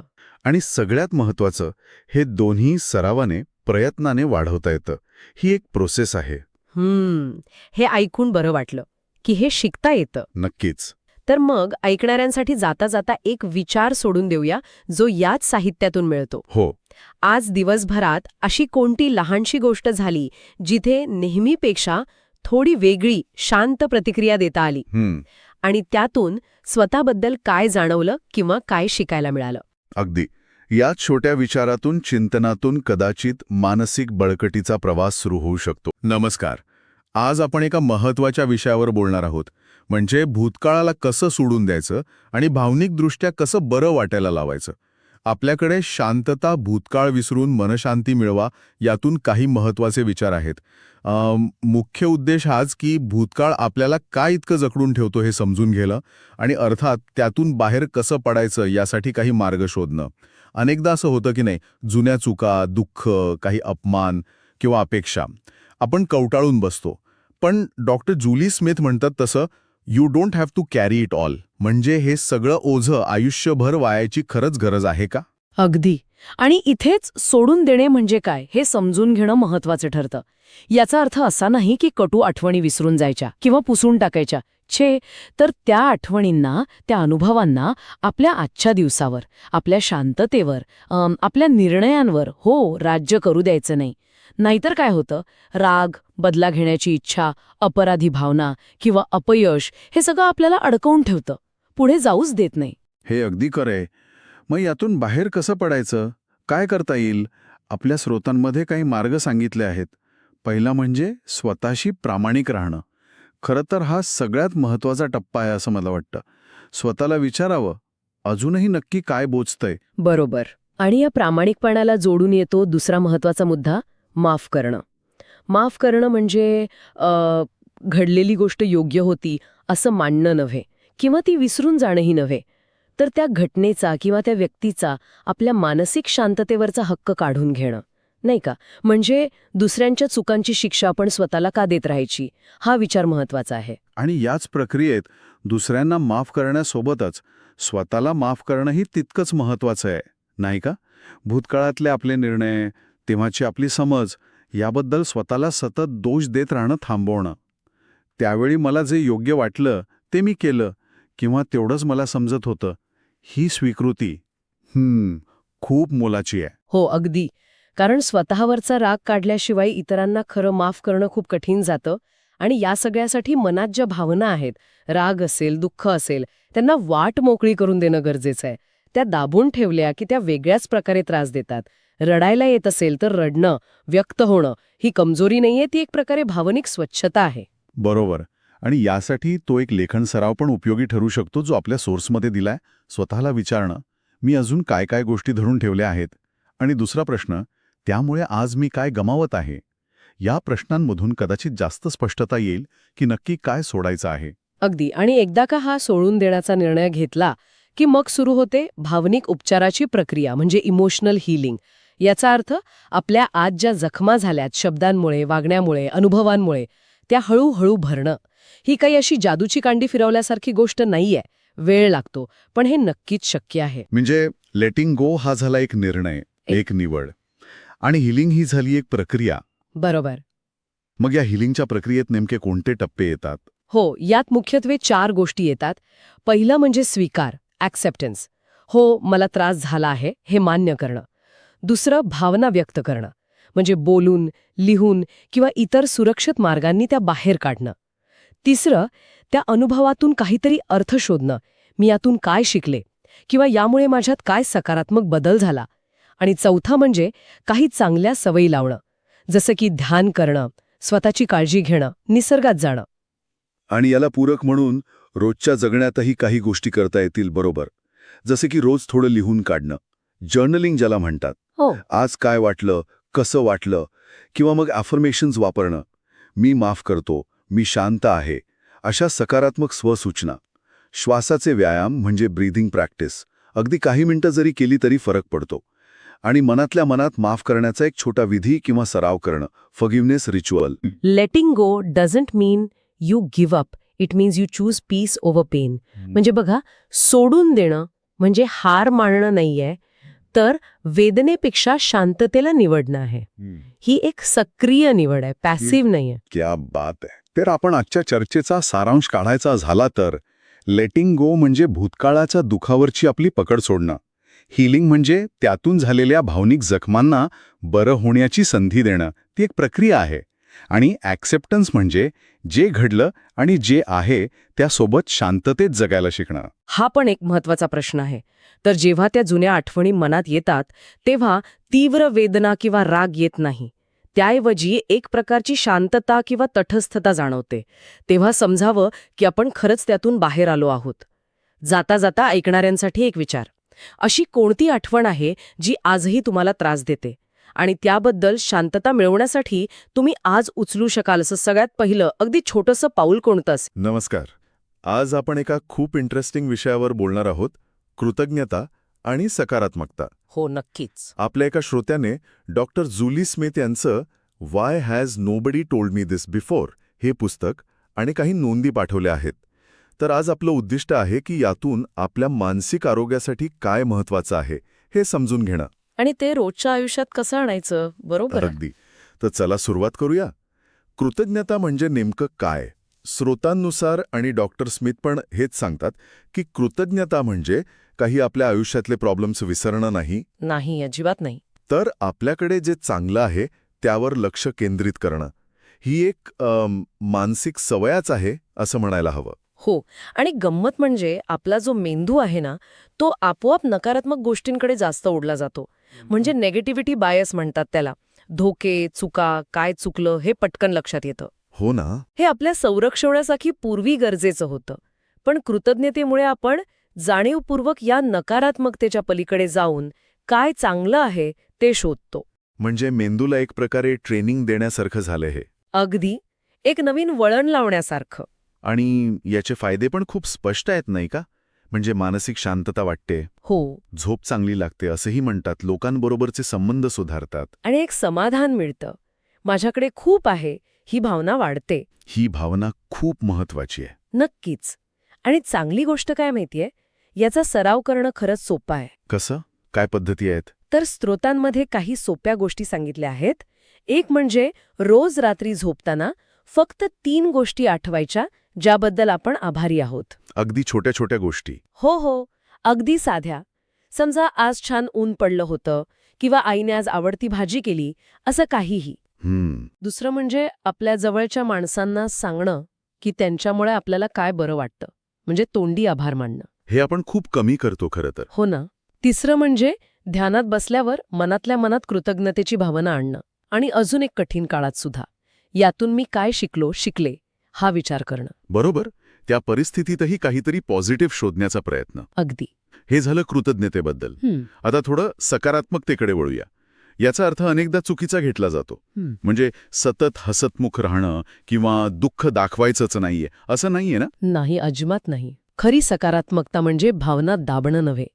स्रोतांमध्ये टॉक्सिक पॉझिटिव्हिटी आणि खऱ्या सकारात्मकतेमधला फरक खूप छान सांगितलाय. अच्छा, टॉक्सिक पॉझिटिव्हिटी. हो, म्हणजे काहीही झालं तरी सगळं ठीक आहे, पॉझिटिव्ह राहा असं वरवर म्हणणं, पण आतून दुःख दाबून टाकणं. खरी सकारात्मकता म्हणजे भावना स्वीकारणं. म्हणजे हो, मला आता त्रास होतोय, पण मी यातून बाहेर पडेन, अशी एक आशावादी पण खरी भूमिका घेणं. म्हणजे परिस्थिती नाकारायची नाही तर स्वीकारायची. बरोबर. मग ही खरी टिकणारी सकारात्मकता कशी वाढवायची? कारण हे नुसतं बोलण्याइतकं सोपं नाहीये. खरंय. त्यासाठी काही गोष्टी महत्वाच्या आहेत. पहिलं म्हणजे वास्तव स्वीकारा. आयुष्य नेहमी आपल्या मनासारखं नसतं आणि ते ठीक आहे. दुसरं माइंडफुलनेस, म्हणजे वर्तमानात जगा. भूतकाळात किंवा भविष्यात जास्त रमू नका. आत्ताच्या क्षणावर लक्ष केंद्रित करणं. हो.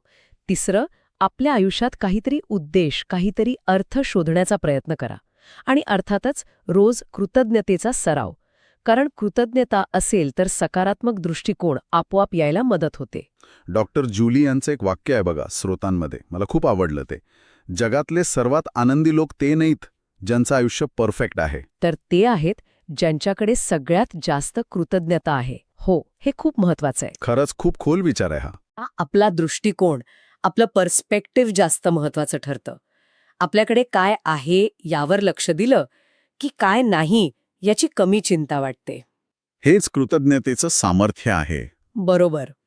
थोडक्यात सांगायचं तर या सगळ्या स्रोतांचा, विशेषतः डॉक्टर स्मिथ यांच्या पुस्तकाचा गाभा हाच आहे की मानसिक आरोग्य ही काहीतरी गूढ गोष्ट नाहीये, नाही तर आपल्या रोजच्या सवयी, आपले विचार, आपल्या भावना हे सगळं समजून घेण्यावर ते अवलंबून आहे. आणि सगळ्यात महत्वाचं, आपलं मन आपण ट्रेन करू शकतो, त्याला सवय लावू शकतो, त्याला अधिक लवचिक बनवू शकतो. अगदी. आजच्या चर्चेतून हेच परत जाणवलं की कृतज्ञता आणि सकारात्मकता ह्या फक्त चांगलं वाटण्यासाठी नाहीत, त्या आपल्या मानसिक आरोग्याचा, आपल्या समाधानाचा पाया आहेत. हो. आणि या सवयी जर आपण जाणीवपूर्वक लावल्या तर त्याचे फायदे खूप काळासाठी टिकतात. आणि जाता जाता आपल्या सगळ्यांसाठी स्रोतांमधला हा एक विचार: तुम्ही पुरेसे आहात. तुम्ही अनेक अशक्य वाटणाऱ्या परिस्थितीतूनही टिकून राहिला आहात आणि आता तुम्ही शिकत आहात जगायचं कसं, खूप छान. यावर विचार करायला हरकत नाही.